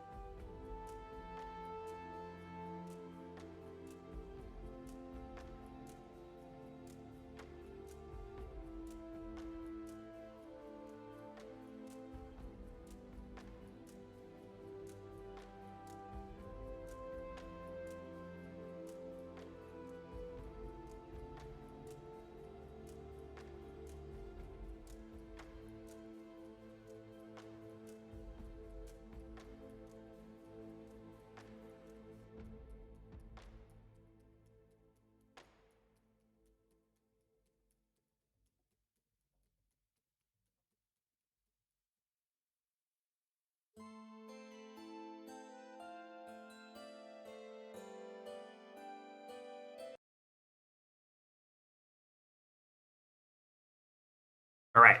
Hello, everybody. We're back. So, you guys have just defeated, or at least driven off this sea dragon that suddenly attacked your ship. Both Mud and Fair both know that the sea dragon did not perish due to Hunter's Mark and Hex lasting their full length. Or at least it didn't die in that minute after it ran away. Or half minute, whatever it was. I had dropped Hunter's Mark. Right. Well, only Tried Fair to knows. cast Fairy Fire on it. That's okay. Only Fair knows that then. So, Dang.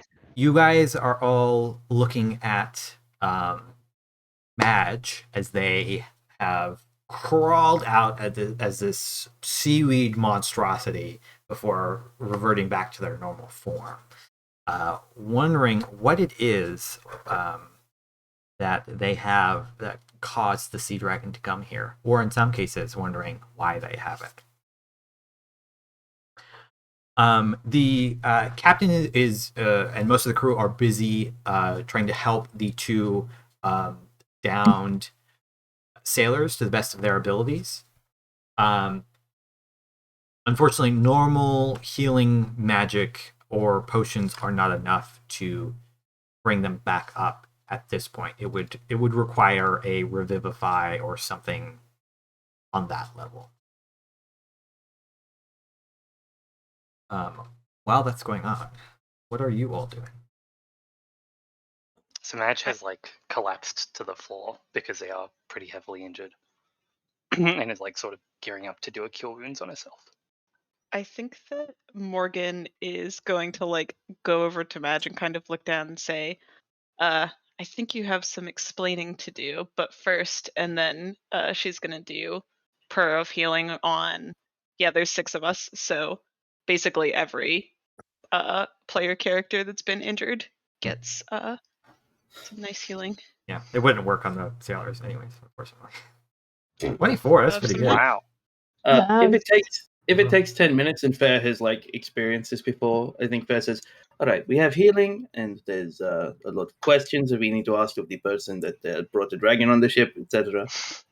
But also, I kind of need to start cooking, so we could have this conversation downstairs, out of the way of people that are doing stuff up here, and like tries to maneuver everyone in down to the galley so I can be doing cooking stuff while this is happening." I'll peel the August? potatoes for you, says Mud. Yeah, I'll get some Mud speak likes up. to eat. Do you require any assistance? Sure, I always like some help, and we'll press gang you both into doing various like menial Oh tasks. no, August says that and then just snaps, and then you see his like shadow kind of and just walk after you. Right. I still have concentration on it. Yeah, I'll take that. This undulating shadow is like chopping onions. I feel like Mud Yeah, it doesn't fry. is a good way to get It is done fury, food. so it's definitely like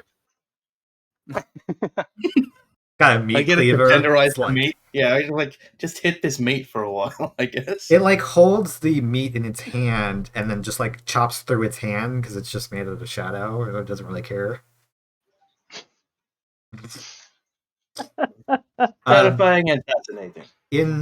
While that's happening, the captain is calling out to the rest of the crew, saying, "We're going to have to bury them. Helmsman, turn us for port. We're going to cut this journey short, I think, for now. I don't want that sea dragon coming back up on us when we're in the water still." And the ship slowly begins to turn. You weren't that far out to coast, really, because you were kind of going along the coast as you were traveling. So they point you in the direction of just whatever the nearest port might be. The rest of you, however, or at least most of the rest of you, however, are downstairs, busy prepping yourself, making some, it's just before lunchtime, so you're making some lunch. There, if you want to go ahead and roll me a cook's tools check.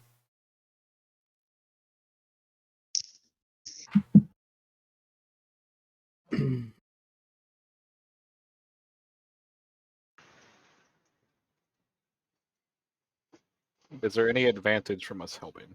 Yeah, do I get advantage from the Not unless aid? either of them have cook's tools. But like put together though. Put together Mud and the Shadow Spirit. How much help is that? They cut things, There's but they're also- not really helpful in Yeah. like the actual preparation.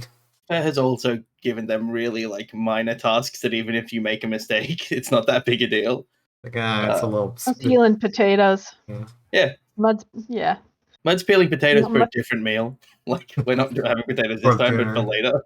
Yeah. At this point, the shadows just kept cleaving so much, it's starting to like actually just go through the table. Like just hasn't been told to stop yet.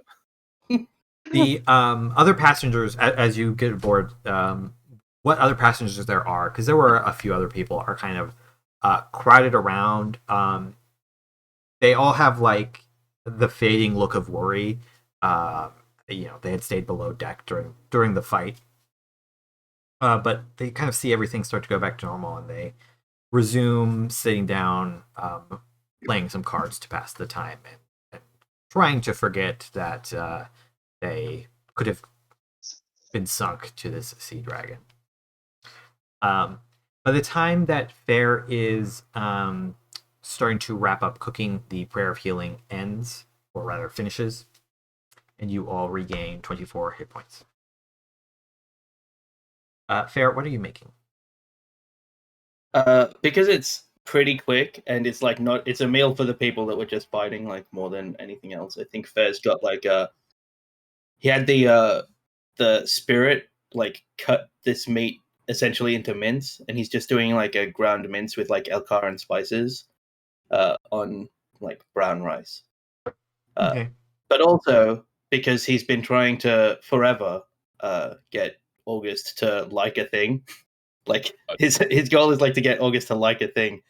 He's making this extra spicy. A mud to like a Mud. thing. Not August, sorry.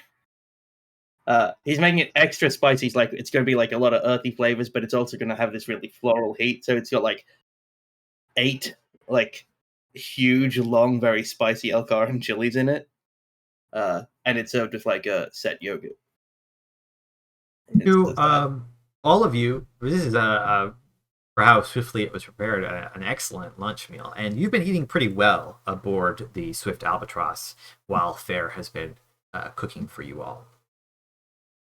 So you begin to set down to bowls, kind of, at least initially, eating slightly in silence. But as your bellies start to fill, your thoughts turn towards other things. And Morgan, you start to think that the conversation which has been delayed probably should be taking place about now. Does this count as a short rest? You guys can have a short rest, yeah. Oh, cool. You'll probably not be doing much else for at least an hour or so. So I think that Morgan is going to like daintily wipe her mouth and then say, I think it's time that we address the elephant in the room. Or I don't know if there are elephants in Imris, whatever equivalent of that phrase is. But she'll turn to Madge and say, we've heard while you were taking a swim that you have some sort of artifact of power on your person. Something strong enough that a dragon would want to hunt you for it. And then she just kind of stops, like, looking at you like, well? Madge, like, is definitely not daintily wiping her lips. She's, like, still midway through eating and, like, freezes when you start talking to her and, like, has little bits of food around her mouth and, like, is glaring at you around the table, like, through the piece of meat gaps and in her head, rice so. just, like, falls on the floor. Yeah. Yes, I suppose I owe an explanation. In my younger days, I served aboard a ship known as the Miasma. Would I expect people to have heard of this ship, or Not without a history check. cool? History check time. It will be slightly Mud would easier be for some listening? of you. Yeah. Yeah. Madge will be like talking a little bit about it as well. Mud's eating. Apparently, just everybody knows. Although Except for Madge. I and Morgan are most familiar. So to August and Fair, you remember it? It's like the name of a pirate ship. Not overly famous, not like some other very prolific pirate ships. But you know that they've sailed around. They've certainly taken their fair share of ships' cargoes in their day. Although it is a bit of an older pirate ship, and perhaps not as active these days. Ty, you maybe have met some of the members of this pirate ship, so you are fairly intimately familiar, whether at a tavern frequented by pirates or somewhere else. No, I had an adopted cousin.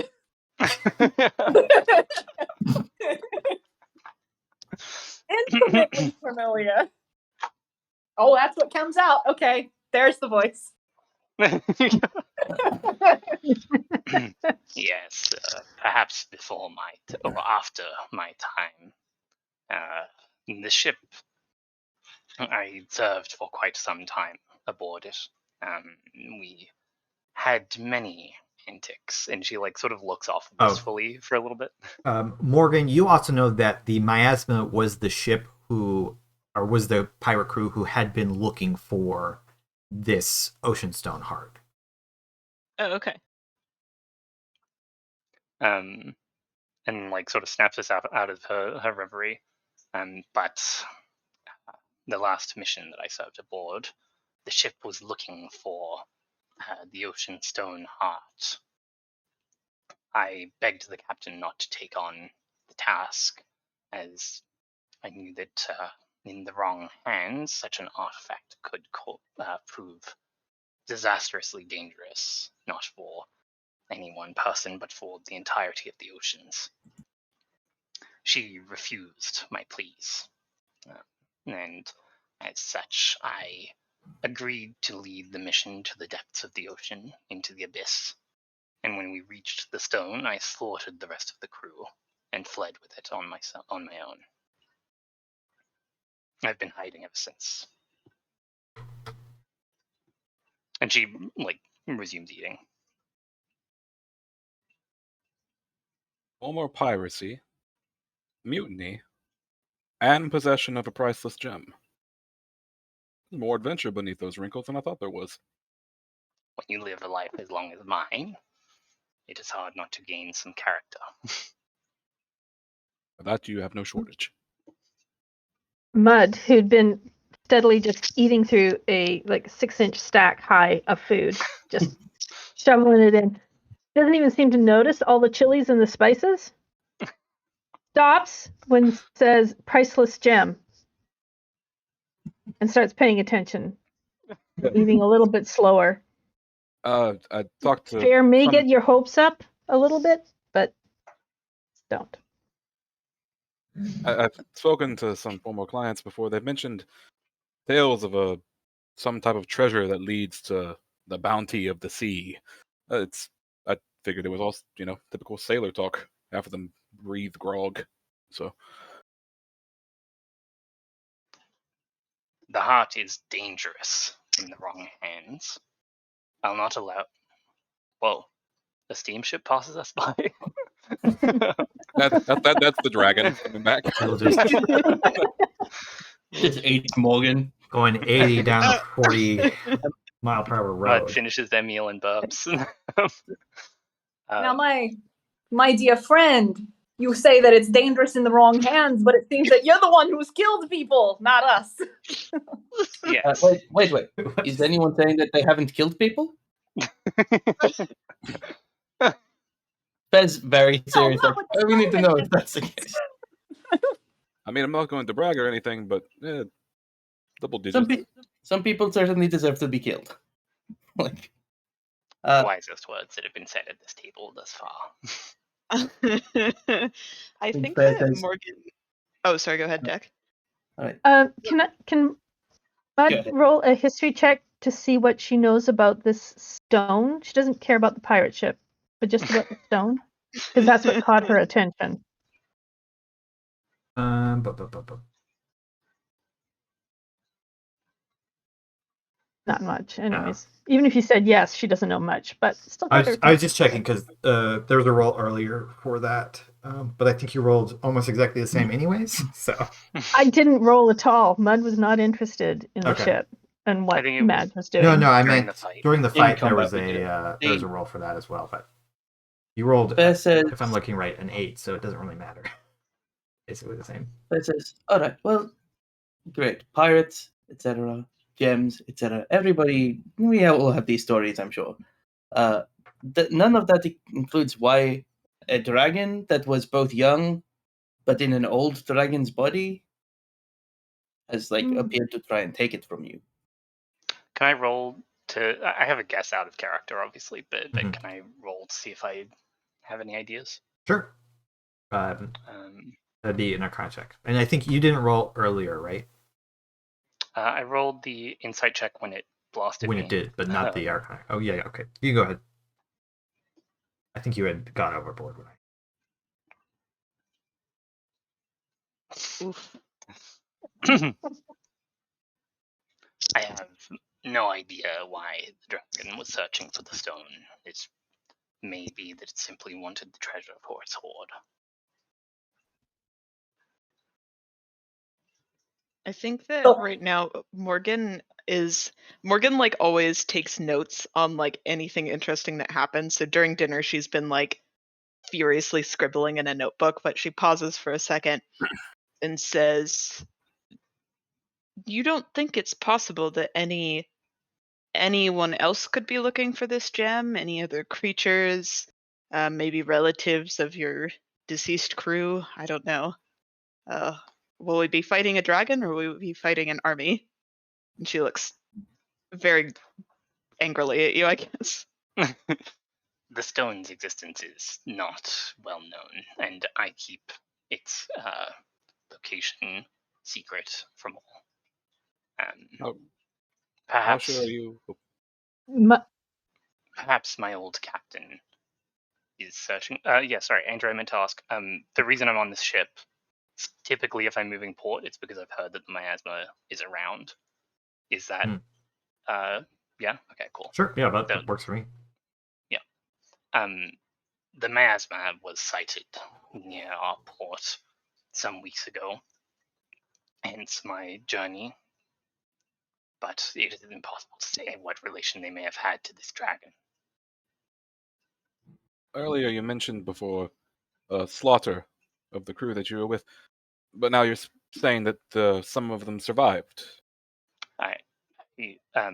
She slaughtered the away party, basically, that came down with her into the depths of the ocean, but there was still most of the crew was on board the ship. Mud looks at you and says, "Do you know what this jewel's supposed to do? Because mighty powerful jewels, mighty powerful spells. Any ideas?" Do I know more than what I have, Andrew? You know what I've told you, Yeah. and I mean, I kind of mentioned this to Morgan as well. You know that it's more of a key to great power than it is great power when in and of itself. Although it is magical and it does do some things. Yeah. Okay, cool. No, I do not know the exact nature of what the stone can unleash. Only that it is dangerous. I'll let you make an investigation check. This is kind of like retroactive to maybe see Cool. what you've dug up over the years about what it might be. Sure. Some educated guesses and whatnot. I don't have good rolls, actually, so... It's supposed to do whatever... Sorry. While Andrew's dealing with that, Bear is saying to the whole table, just to be clear about the way that things have happened. You were on a pirate ship. You slaughtered a bunch of the pirates, but you left a lot of enemies behind that were still alive. Yes. And then your whole life has been haunted by that inability to deal with that one enemy.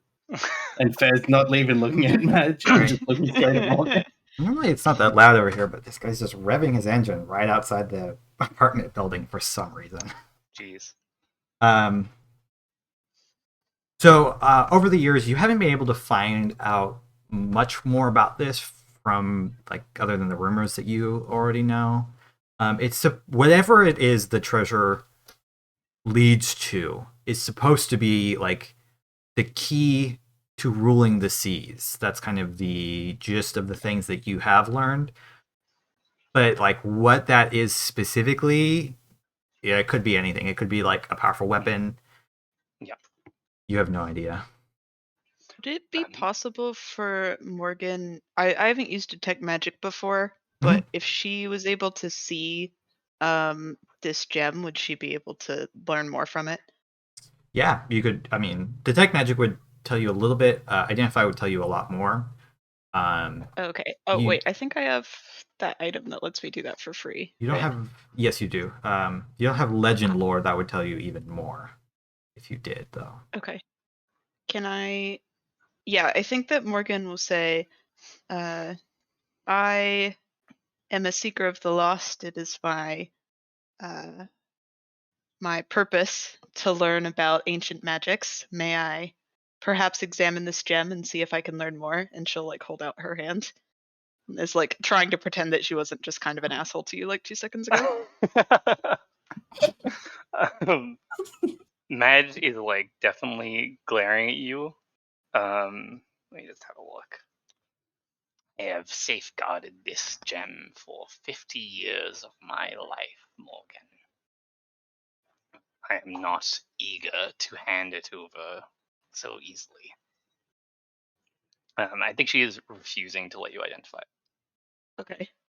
Morgan withdraws her hand and I think will just scowl angrily but not say anything. Could you at least show us? Keep it in your hand for all you wish. I think she's still reluctant to do that. Yeah, because I think identify you can do at least detect magic. You just have to see it. Yeah, you just have to She see it. basically like For identify, you have doesn't to want touch it. she's like Oh, she okay. doesn't even want to confirm to you guys that she has the gem on her even. Yeah.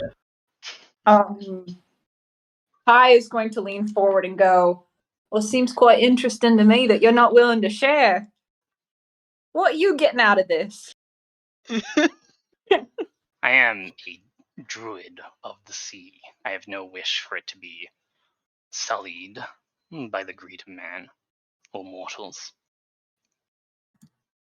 I keep this safe out of my responsibility to protect the ocean.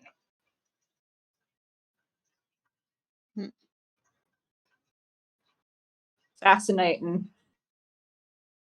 The whole point of the sea was that it was sort of its own master.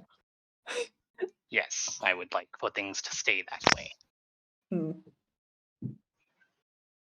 At some point in this after learning that the gem doesn't have great power and it's not going to lead them immediately to treasure, Mud has gone back to eating and is now ignoring conversation.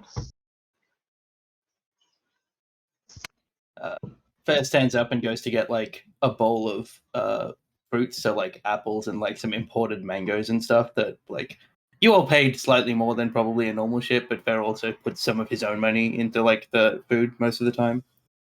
And sits back down and says, well, all of this is very fascinating and interesting, but we also have to work out what happens next.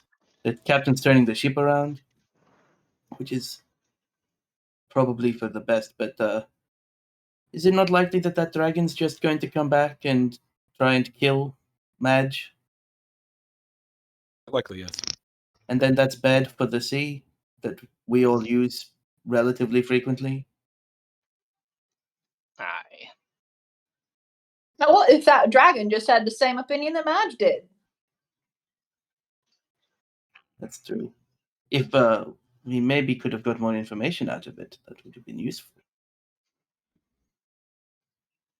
it is If you guys unlikely. want to, while you're having this discussion, you can roll me Arcana to see what you might know in general about sea dragons. Can I, instead of that, Yes. beseech my patron to tell me what she knows about sea dragons Sure. instead? I go back to the top of the fort, standing on the battlements. I'm just like, lady, can you tell me what you know about sea dragons? You know, the one we just fought. And also, I'm not good at these magic things. Um, Can that's fine. Mud use a nature check? Sure. I'll Instead? for Mud with your rangeriness. Much better. Okay. So Yeah. I will work my way up to the Lady of Lemon as I go. Start with Mud. Mud.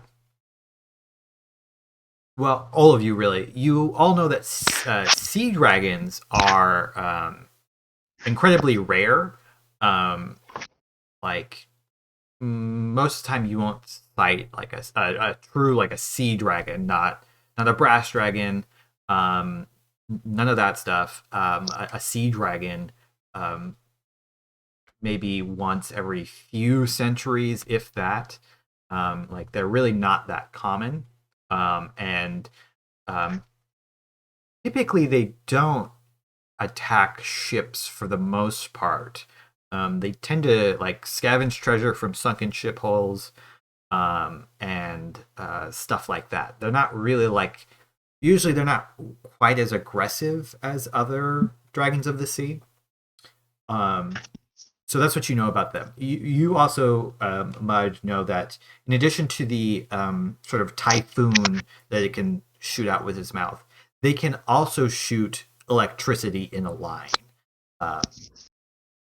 In addition, so they have two breath weapons that they can switch between, which is also a mark of their sort of uniqueness amongst dragons. There's a few other kinds of dragons who have multiple breath weapons, but they tend to be of the rarer varieties of dragon. So that's what you know about like kind of their nature, their habits, that sort of thing. Madge and Morgan, you both know that sea dragons are said to be descendant from a particular dragon known as Yandarkle, who is this sort of primordial dragon figure, the original sea dragon, as it were. And so it's said that he, or they rather, guide their children still somewhat. And that's part of the reason they're not seen very often. They kind of keep beneath the waves for the most part. But those who spend a lot of time in the deep waters have encountered them a bit more frequently. You also kind of can corroborate with what Mud knows. They tend not to be as aggressive as other kinds of dragons in acquiring treasure and stuff like that. They do still hoard things, but they won't really go out of their way to attack people in order to get it, unless it's a prize they like are really, really want, or something else is affecting them to kind of make them more aggressive.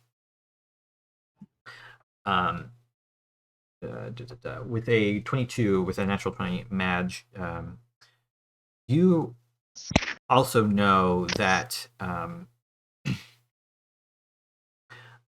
sea dragons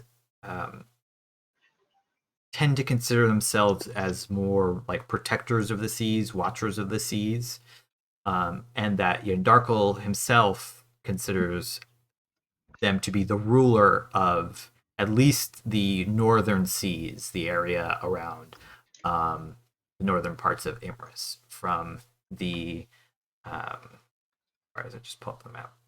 Get the name right. Basically, from the Doris Channel, way up in the north, to the entrance of the Durantian Sea is said to be this dragon's primary territory. Although certainly it can stretch its influence beyond there. Madge, you also, I think you've maybe, I imagine, kind of avoided trying to learn too much about where the stone leads. Correct me if I'm wrong about that. Okay. Yeah, that seems reasonable. You do know that the stone itself can lead you to its treasure, but you have not taken the time to try to figure out where that is.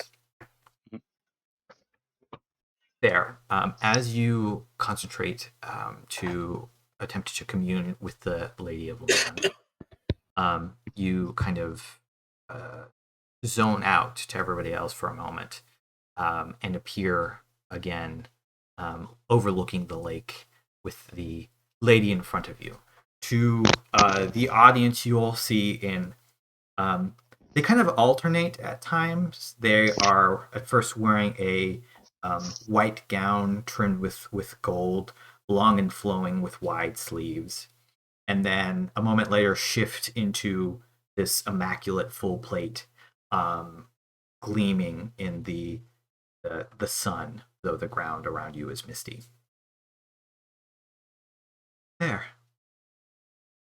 This, I think, is the danger I spoke to you of many months ago. Hope that you have prepared yourself well. What is it that you wish to know?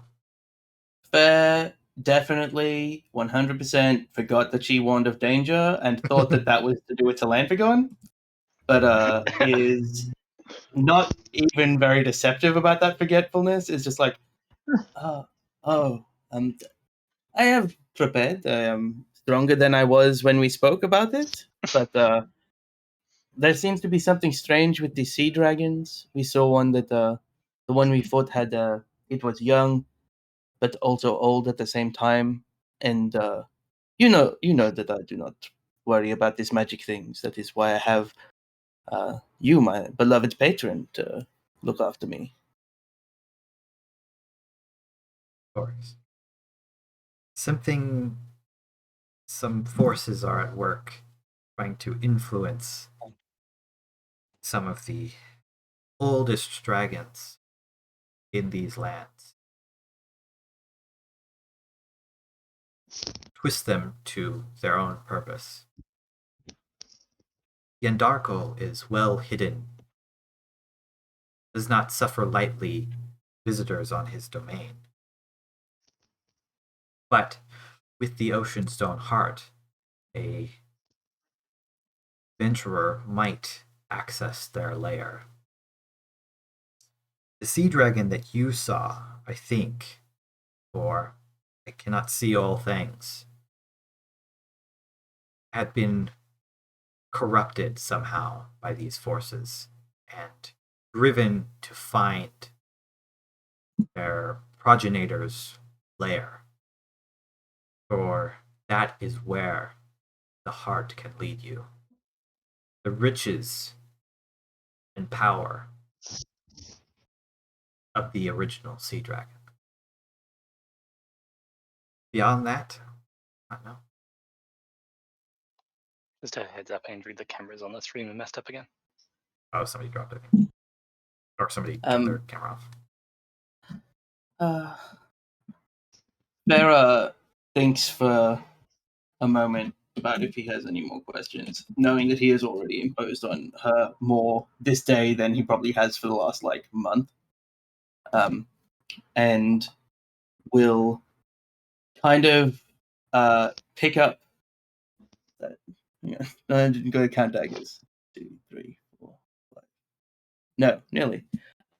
Picks up the dagger that he used the entire fight, the hollow-bladed dagger from the wreckage, and in his other hand finds one of his others that was just a simple dagger, the first one that he ever got, and he puts them in both hands, and he stabs them into the land in front of the lake, as an offering to her of the thing that matters the most to him. His daggers are one of his most prized possessions, and he's I have to actually give you something for what you've been doing for me. And this, we fought together with this dagger, and it nearly took down that dragon. So I will leave it here for when I come home. And then like tries to pull his mind back. He always has no trouble getting there to ask for help, but he always has trouble leaving because he's like, I like being here. It's a good place of good memories. Eventually, as you concentrate, the mist starts to coalesce around you, and when you blink again, you are back aboard the comforting rolling of the ship, but find that those 2 daggers are no longer in your possession. Yeah, Fair every single time checks immediately, like pulls his knife roll out and checks, and those 2 are just missing, the 2nd and the 7th slot.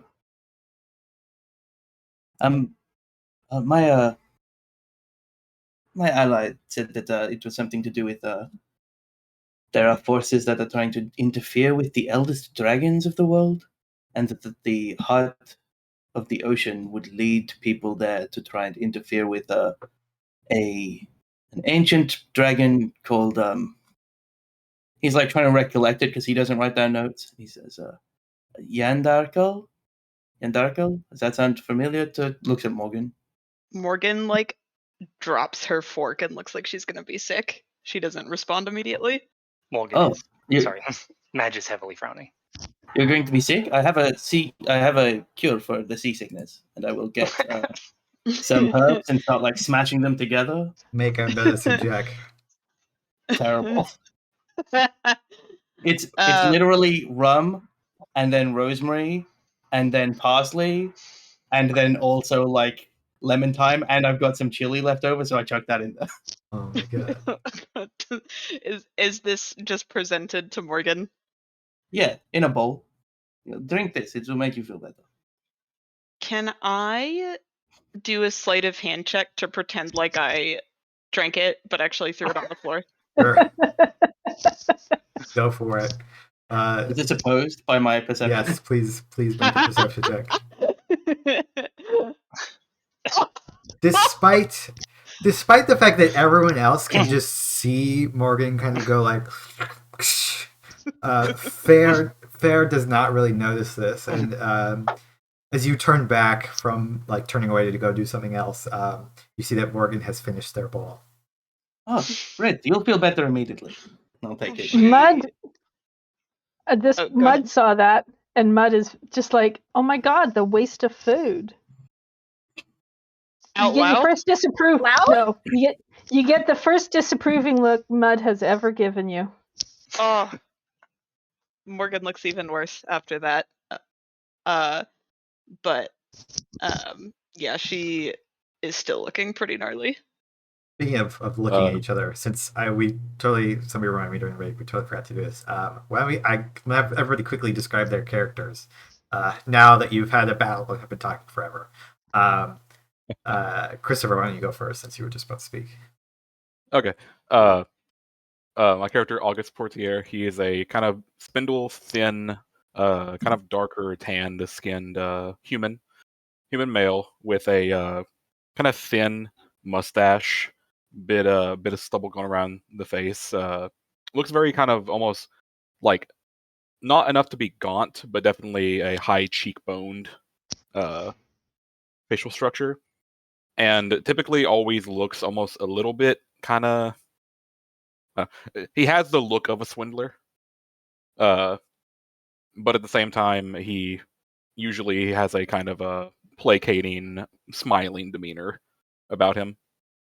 He has his dark, like very, very dark, almost pure black, but it is a very dark brown hair tied up into a knot at the back, and usually it's kind of dressed in pretty decent robes and tunics, and it's currently wearing kind of like an overcoat with his tunic underneath. And the most extravagant thing about his outfit is he has these boots that kind of look like they go up almost to below the knee. And just every now and then, if after people kind of look away and look back, you can kind of notice that they seem to change slightly every time you look at them in some weird way. Right now, they look like they have a bit of a platform to them.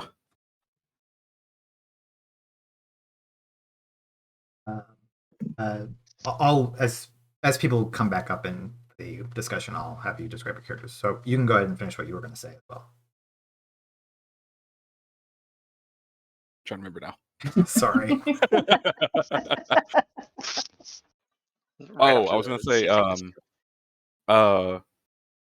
yeah, after the seasickness, you said that Morgan was looking worse. Yeah, Morgan looks pretty bad, but it was not from Fair's concoction because she successfully tossed it onto the floor. Has Farrah walked off, or are you still here? We're in a pretty small area, but Fair, for the purpose of what you want to say, can be like washing that bowl out. Yeah. Like, Moved over to the elsewhere. kitchen. The water Um, sound blocking his terrible perception. I hate for the table to impose upon you again, dear cook, but I'm afraid that the concoction wasn't strong enough for our fellow. Oh, I'm happy to make more. And Fair puts 6 different ingredients to those 6 into a bowl and just starts mashing it up. And goes, this one is stronger. And when it comes back, it's like a gum, like paste that you can roll. It's like the texture of mochi. And he like puts it, like inverts the bowl onto the table, and it just like slops out. And then he goes back to wash the bowl. He's not even there to notice if you don't eat it. Like at this point. Without even a word, is just going to take a look at Morgan, and she's just going to grab that stuff and put it on her plate, and she'll start eating it. It's mainly cornstarch. As you go to start imbibing that, Oobleck. why don't I get Mud and then Fair to describe their characters as well? Or rather, Ezzie and then Jack. Okay. So Alzabinyarin Pebble Brew, known as Mud for obvious reasons, is a half-dwarf half earth genasi who is 5'6". So she gets to loom over her mother and the rest of the people in her village, which is cool. Their attitude toward her being a half non-dwarf was not cool. So she left home quite as soon as she was able to and joined the Marines. And that didn't work out. So she's now freelancing with Fair, who feeds her. So that's awesome. She's, like I said, she's 5'6". She's fairly stocky, fairly burly. And her skin is always slightly covered in dirt. She cannot get it clean, which is another reason why the military did not suit her. She just doesn't do spit and polish. She's the most easygoing person you have ever met. She doesn't lose her temper. She doesn't express excitement. She just wants to have a nice life and not get killed. You know, that kind of thing. She wears chainmail. She sort of cut her hair at the sides because it just kept on getting coated in mud, but she does have like braided tight braids along the top and in the center coming back, and into those she has sort of attached little leaves and twigs and beads and stones and stuff like that. And occasionally she'll dye the mud so it's different colors. Depends. It's a lot of work. Might not be worth it. She doesn't talk much either. Fair Right. enough. Yeah. Fair is about 6 foot. He's an Elcar man, so he's got very dark hued skin. It normally tends a bit darker, but oddly, when he's in Telanthragon and in the desert, he's under the sun a lot. When he's on a ship, he's frequently not in the sun because he cooks a lot of the time, so he becomes a little bit less red-hued and a little bit more blue-hued, and is at the moment quite dark purpley. He has light purple eyes, very short-cut white hair, but mainly what you notice is that he's wearing a lot of layers of different... It's like if you took 6 really thin like robes and cloaks and you were wearing all of them at once. But the fabric is immaculate. He comes from a family of like textile and fabric merchants, and like so his whole family makes these things for their livelihood, except for him and some of his more adventurous close relatives. He doesn't seem to carry weapons, but you've all seen by this point that the knife roll that he keeps all of his daggers in is this really dark wooden leather color. And when he's cooking, he always has it unrolled so he can pick the perfect knife, which is one of the couple of chef's knives he has. But in combat, he just like pulls knives at random out of it. But yeah, he's otherwise pretty plain looking for an Elcar. He's probably on the attractive end of the scale for Elcar, but he's very not. He doesn't pay attention to that stuff. In deep contrast to August, he looks like the opposite of a swindler, despite having also spent a lot of his life as a swindler. He he certainly has that element to him where he changes his face. There's a vast difference to how he's talking to you versus how he talks to his patron versus how he talks to the captain. He tailors everything to exactly who he's talking to try and get the best out of every situation. And he's currently wrist deep in this bowl trying to wash out a thing, and it's just it's making all of the. He somehow made a concoction that makes all the water also that starchy thing. It's somehow absorbing so much of the flour into the water, and he's pulling his hand out, and it's got this pink, gross slime on it. He's okay, that's going to be a problem for the poor cabin person that does this job of cleaning. Decanter of endless oobleck. Yep. As you were talking, I just remembered I told you space one thing. The Lady of Lamont also told you, Bear, that though the Oceanstone Heart is the easiest thing to find Darkle's lair, it is not the only way to find it, and that there are other things which can lead to his home far beneath the waves. They're as I said, wrist deep in this bowl of pink gross slime. Has a flicker of memory. He always, these patron visitations, he never gets perfect clear clarity on, and he remembers that moment, and he rushes back to the table and he puts his hand on Morgan's shoulder, forgetting that he has slime all over it, and says, "Oh, my patron, she also the Lady of Lamont said that the heart is the easiest way to arrive at the depths of the ocean where the dragon lays.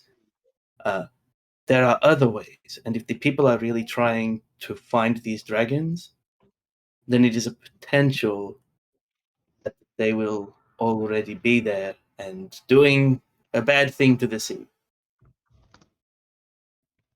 I think Morgan nods and then kind of looks over at Madge and says, so you're saying that there are other options to find this dragon if someone was not to share the key that they had on their person? Bear says yes, and then pats you on the shoulder with the slime-covered hand, and then goes to grab a cloth. Remembers at that point, and goes to grab a cloth to wipe off his hand.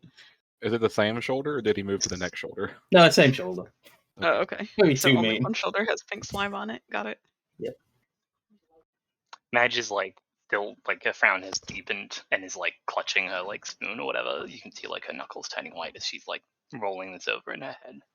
Her whole face is almost inverted. That's how deep the frown has become at this point. Speaking of which, why don't we get Morgan and then Madge to describe themselves? Yeah, so Morgan, she is a 60-year-old human woman. She's pretty tall. She's about 6 feet tall. And she has long gray hair and pale skin, and she's very nitpicky about her clothes, so she's probably so distracted from being concerned about the dragon by removing the pink slime from her robes at this point, that she's not even really feeling sick anymore. But she looks pretty young for someone that's 60. She's very into potions and things like that help with aging. She's also, I think we said that she invented sunscreen, so that's why she looks so good for being out on the sea constantly. Yeah, and she is a member of the Seekers of the Lost, which are knowledge clerics that specifically hunt down lost in ancient texts and artifacts, and she specializes in, extremely conveniently, studying sea dragons. I think that's it.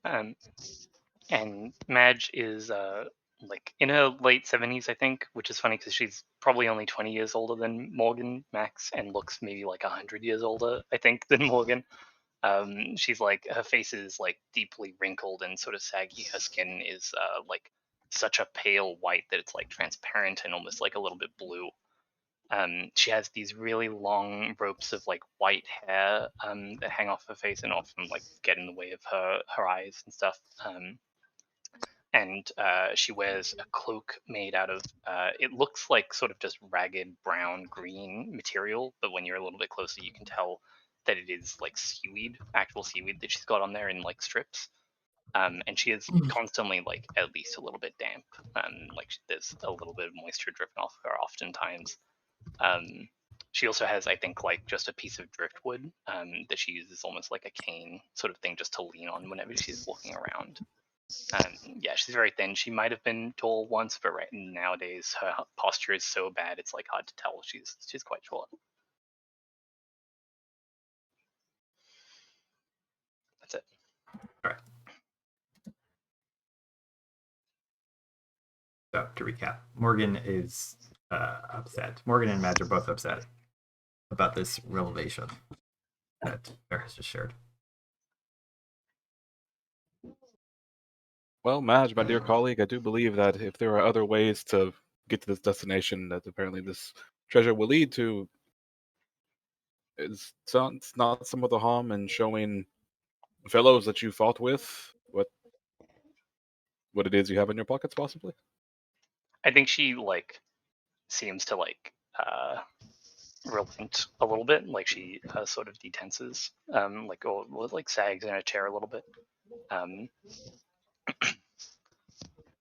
I will require something of you each first.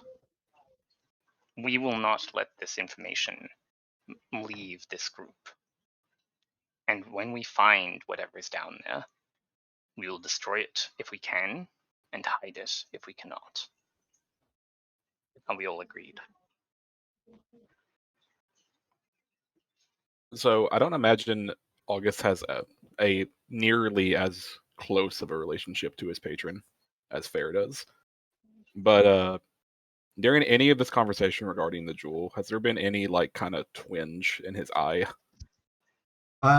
It's been like enough to the point where like some of you are like, does August have like an eye thing? Are you? Because you're like occasionally like just twitching, like blinking.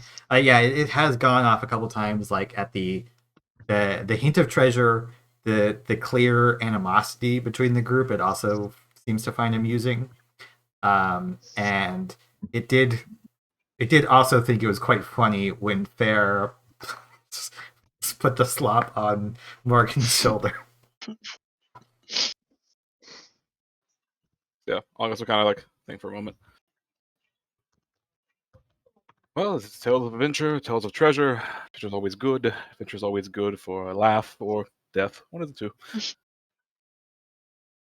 Sure. I swear to you on my... And he kind of like thinks for a second. This eye. Which eye is it?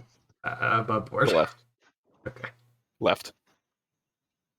So what you require of us is to tell you that we agree to that? Because I will tell you that, if that's what you need to hear.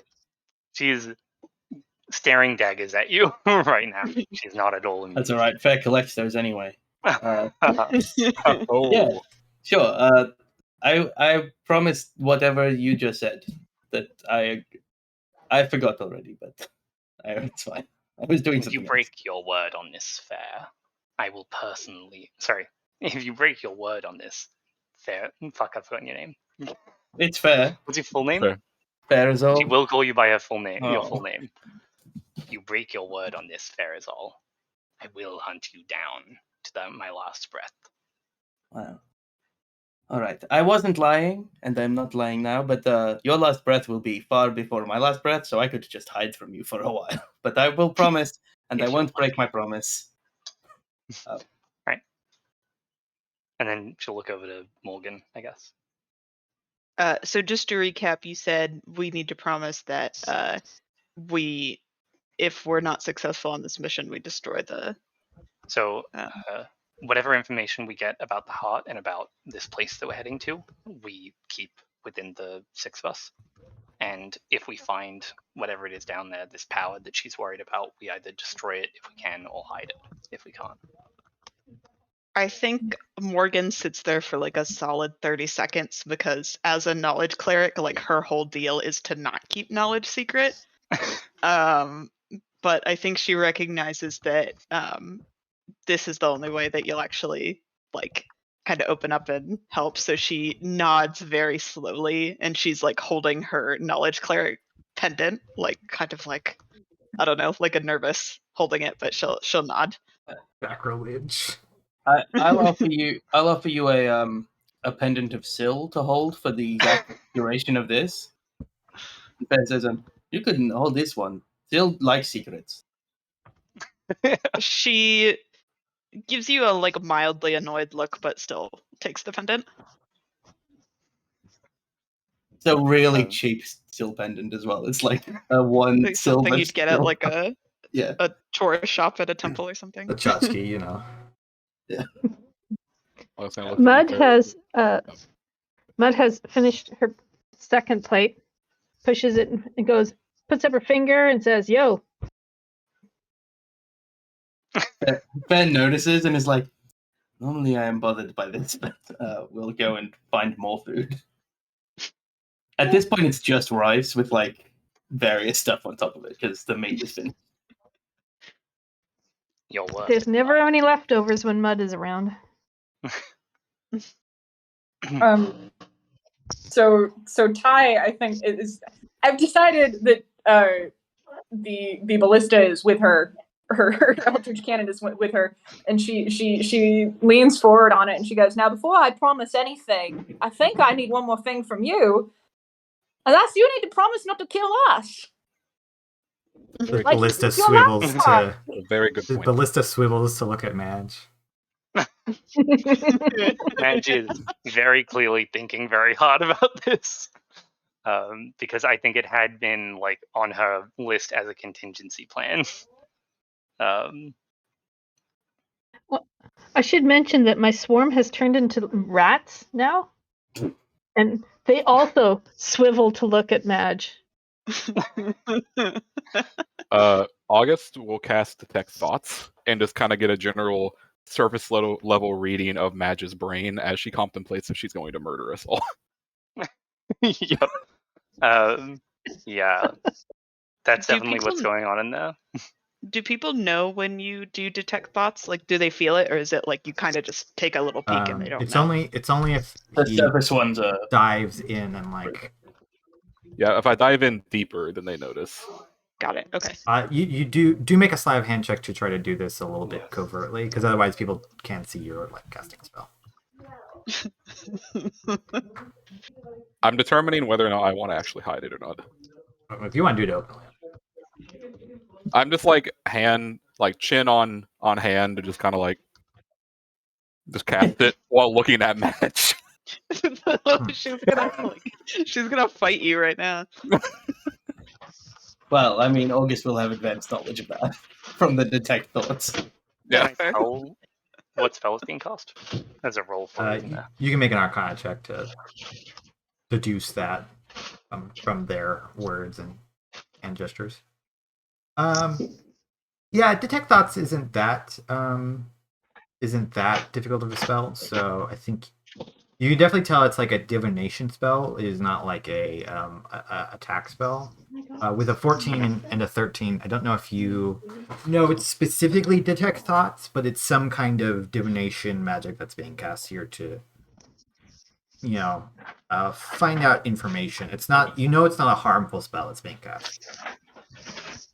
I am specifically also not diving deep. Yeah. Or like a save or anything. I'm just doing surface level. I think Madge doesn't register it as an issue enough. It assumes you're trying to get more information about the heart. I don't know the magic that you have enough that she won't try and dispel your magic. But yeah, her thoughts are definitely on like, would I kill these people? Can I kill these people? Like, how big of a deal is this? But she'll go back to Ty. What's that noise? I think it's not on on my end, I think. Ezzie's end. Okay. All right, it just somebody's ruffling it with a bag or something. You can Yeah, continue. sorry. Yes, I suppose that's only fair, as long as the rest of you all follow the word of our agreement. I will also not murder you all. Ost winks with his left eye and closes the spell. It's fair. I'm okay with keeping it a secret then. Cool. And you, Mud? What? I already agreed. Yeah, whatever. Okay. Actually, don't kill us? More price. so I think maybe something I need to ask is Madge lying? Make an insight check. Yeah, we should roll insight, right? Yeah. Did I get anything when she said she wasn't going to? That's up to Madge. I mean, you do get something. I don't know what the surface thought would be though. Morgan's too mad to think insightfully. I think if you can read her surface thoughts, you probably just know that she is being honest. Yeah. She doesn't intend to kill you as long as you don't. She doesn't intend to kill any of you as long as you don't break the pact. She's potentially relishing the idea of killing some of you if you do break the pact. Yeah. So Morgan, you kind of don't trust Madge still, like as probably about as much as Madge doesn't really trust you still. That's fair. But fair, you've known Madge for a bit, and there are a lot of things, but they're certainly not a liar. So you trust them to hold their end of the bargain. Certainly not a good liar. Certainly not a good liar. It says, well, I am convinced that you are not going to try and kill us all. I am also convinced that if you did try, we would kill you. So that's the other thing. But is that everyone? Right. Everyone's promised? Yeah, more or less. So Madge will like look around the table one more time and then reach a hand under her robes, and will pull out this. It's like maybe a bit more than fist size, maybe like the size of 2 fists together. This black stone, like pitch black, that like it looks still slick, like it's wet, and it's sort of at the center of it is the shape of some sort of like malformed heart. Like you can recognize it as a heart from the sort of muscles and vessels and arteries and stuff that are in there, but it definitely doesn't look human. And then around that are all of these like fossils and like helixes and little like shells and stuff that have been embedded in the stone around this thing, which also seem to sort of be connecting to the heart in a lot of places. And yeah, she'll pull that out and place it down on the table, I think, within reach of Morgan. Yeah, some of you maybe had been thinking or imagining like more of a gem. It is clearly not like a gem. This is not a diamond or anything like that. It is more of a stone, but it has an odd like pull to it in the eyes. Like even if you didn't already know that it was magical, there's something compelling about it. You said it's always like wet. Gross. It's definitely wet now. Whether that's because it's always wet or because Madge's robes are wet, not just from her dip into the sea, but just in general. Who knows? It's not a sapphire, but that is disgustingly interesting. You said you put it in the middle of the table? I put it like on the table in front of Madge, definitely still within arm's reach of Madge and within reach of Morgan, who I assume is sitting nearby, so that they can identify it. Can I just pick it up like from wherever Fair is, just lean forward and like sleight of hands it into his hand and is like looking at it.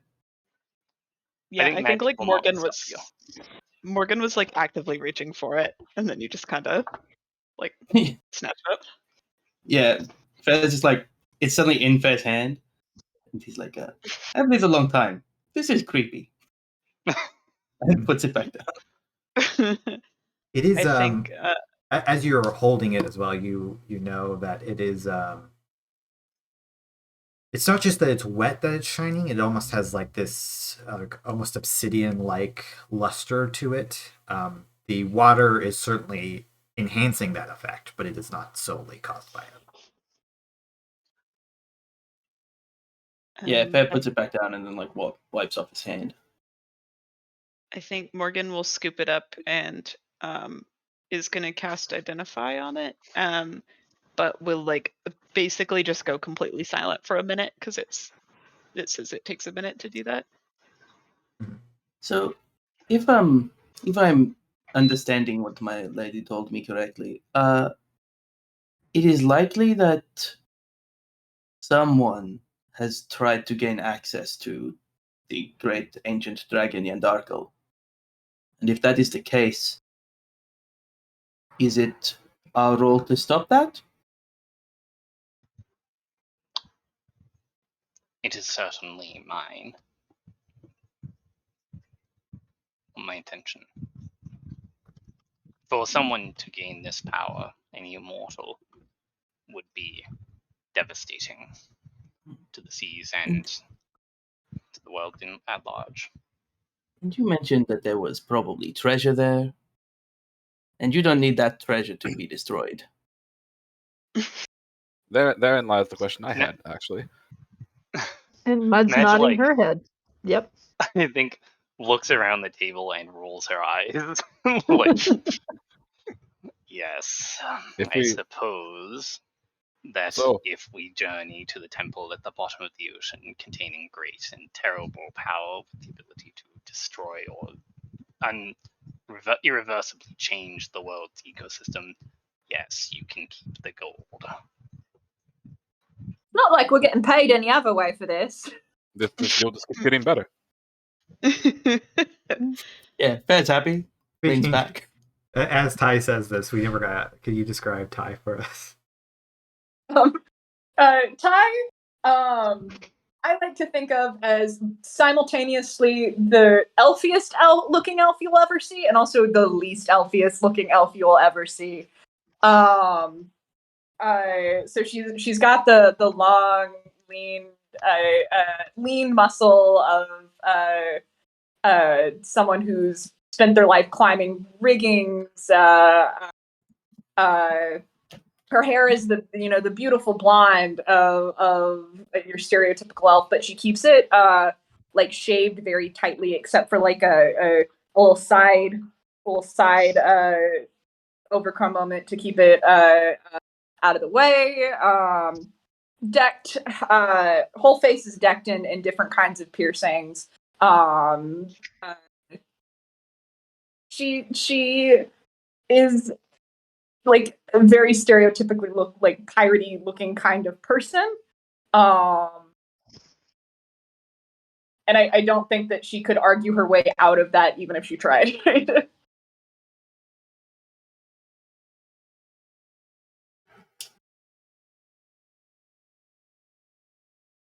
I sent Marissa the details of the item, so Morgan can choose to share whatever they want, or however much they want. Okay. Yeah, I think that she will kind of set it back down on the table, and she's going to say, to be quite honest, I don't see much here in terms of the arcane. No runic markings, nothing like that, but it seems like this object gains all of its power from the heart. I know it must have belonged to some sort of sea creature, but I don't think I've seen a heart like this and can't place where it may have come from. And it also seems that there's some sort of pattern here suggesting that this might be a small part of something larger. And I will, switching to like actual rules about the ocean stone. This gives you water sight, which says while attuned to this item, the wielder finds that they are able to see through normal water as though it were clear, and even the depths do not impede their sight as greatly as it should. Whenever the DM says that your vision is lightly or heavily obscured due to the water, treat it as one step less obscured up to normal vision. And also, if the attuned character is capable of casting spells, any spell they cast which includes the words water or a variation of that has a duration greater. Oh, sorry, and it has a duration greater than instantaneous. Will have its duration doubled. So helps you Made see that better underwater and cast more exact same powerful. mistake when I read it the first time. Yeah. So I think Morgan will not explain that in like D&D terms, but will explain kind of the powers that she thinks it holds. And Madge any will Mud's take gonna it back off the table. after hearing you say that, Mud's gonna lean forward and sort of look at it, and it looks like a heart. You said it looks like a heart. You said Yeah. it's not arcane. She's gonna say, if it's a beast heart, can we speak with it? I could try that. I think Morgan looks Think so? confused and says, I don't know if this would work for just an organ, not a creature, but I don't see any harm in trying it. And she like just kind of gestures to the stone. And she has her just like- notebook ready too, just in case it like blows up or does something cool. She's ready to take notes. It seems like quite the conversationalist. And so that's enough. Mud does it. Gives it a try. What does more? What? You, what do you say to it?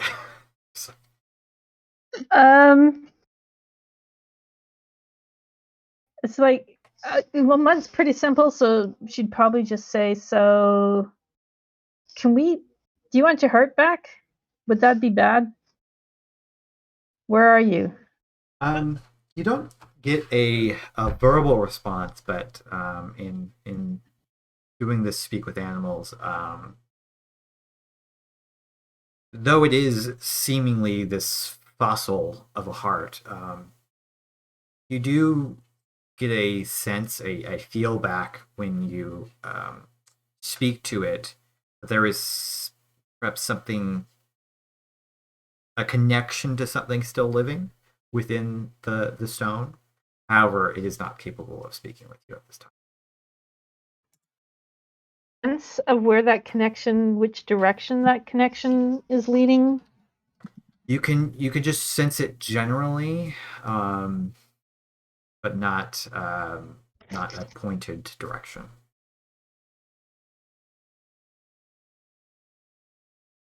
That was useless. It can't speak. Morgan says, but did you feel something? Oh yeah. It's kind of sort of alive, connected to something. They didn't speak either. Morgan is like writing at breakneck speed in her notebook. Quick question, DM. When I cast Detect Thoughts, the surface level thing, that seems to just be like a radius. Did that thing give off any thoughts? Let me read the thing real quick so I can.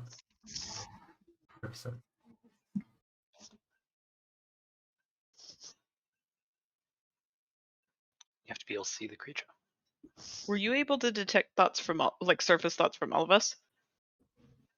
You kind of have to angle it to the person, and you shift who you're watching. So I see. I mean, maybe, but Okay, you just okay. So you're right. I mean, you can still focus on the thing, because it stays up for a minute. If you shift your detect thoughts over to try to get the surface level, it reminds you of somebody who is asleep when you do it. Like it's kind of a very similar read to when you're detecting thoughts and you move over to somebody who's asleep and isn't really actively dreaming at all. It's just like this. There's something there, but it's not like outputting much at all. You could try to drive deeper if you would like to. Sure. Instead of it Nothing making a I'll- saving throw, I'm going to have you make an Arcana check. And Oh, you can actually- use Charisma for that. Just actually, rather than making an Arcana check, do an ability check with your spellcasting modifier.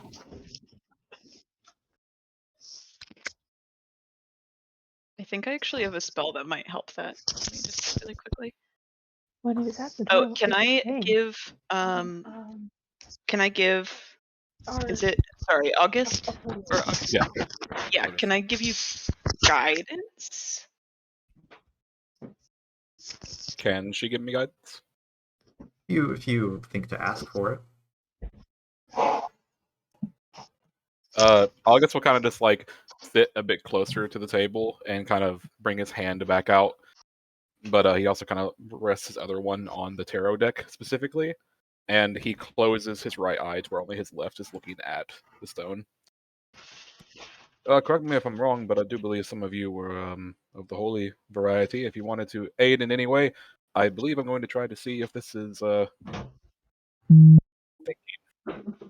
think I don't know if Morgan is sitting next to you, but if not, she'll get up and like gently put her hand on the hand you have on the tarot card and just say, may Almain guide you, and then we'll give you guidance. Okay. You'll have a D4 to add to this roll.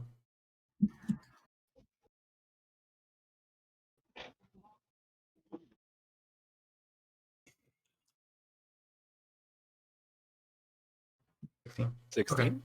You try to like push past to go deeper into, the subconscious level of whatever presence is here.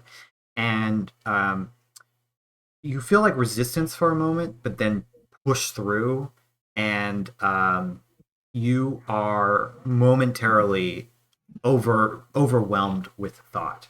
Oh shit. Oh. You take 11 points of psychic damage. In your mind's eye, these thoughts are almost incomprehensible.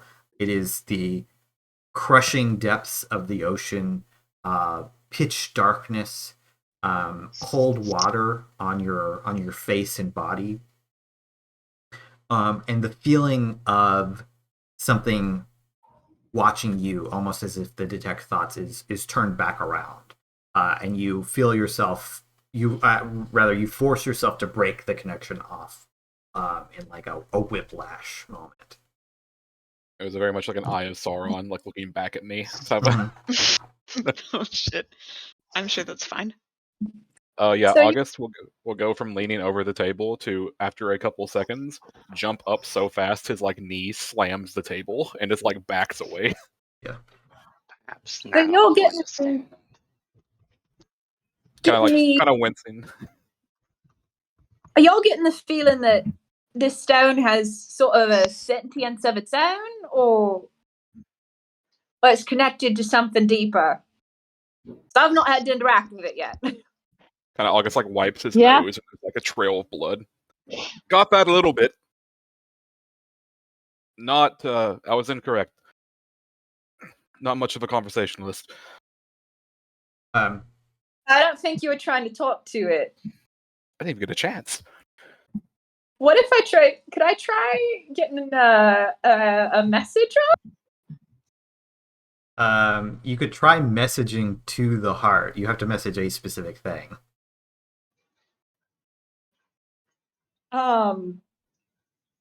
So I think Ty is going to ask, where are you? What are Ask why such a grumpy fuck. your deal? What's your deal, mate? Would you describe the being as heartless, perhaps? Oh, I caught Are text you on Madge. using sending or message? Message. So I guess Okay. that's what was the question. Right. Is the sentience that we're detecting like in the heart itself or like is it very clearly this is like a connection to something that's like Through Way. message, you do not hear a response. okay? Maybe briefly, you think you might hear like the sounds of the ocean, but you're also at sea, so you're not sure if that's just the ocean outside, like breaking through momentarily. If we're all just having a shot at doing things, I will put my hand on the stone and like activate that part of my brain that can slightly separate to go talk to my patron and just be like, hey, everybody's trying to talk to you and I don't really know what they're aiming for, but if you want to talk, I am available. Make Can I make a persuasion check? Yeah, you can make a persuasion check. That's fine. I think the idea of Fair doing this right after August, like, 25. would send reeling back. Oh, yeah. It's Yeah, fine. but I didn't Yeah. intrude. I opened myself up to a conversation, which is different somehow. Which yeah, if you said that out loud to the stone, like, oh, I'm open for conversation. That was that out loud, or was that more like in your head? It was out loud. Fed's like, I don't care to do this internally. Sure. Yeah, August is still kind of just like trying to get the blood off of like the front of his clothing. He has like one of those like white kind of like undershirts that he's like trying to like figure out what to do with it. There, you concentrate, try to open yourself up and speak out to this thing. Try to let whatever presence might be there, flow into you, much like your patron does. You don't think anything's happening for several seconds. You are like almost about to give up and pull your hand away. When you, somewhat similarly to August, perhaps because of your connection to your patron, this thing opens up and you also feel like you are plunged into cold water for a moment. You can see a giant eye staring down at you. You know it's attached to some creature, but the creature is so large that you feel dwarfed by this eye. It looks at you, almost this pinkish color, shifting to a yellow to green, blinking before you are snapped out of it once more, or as well. Oh, that is a freaky giant eye thing. There's a freaky giant eye thing somewhere connected to this heart. You are right. It's not a conversationalist. You hear in the back of your head, Fair, the lady whisper, I can't speak to you because of our connection. If you let them in, be weakening our pact.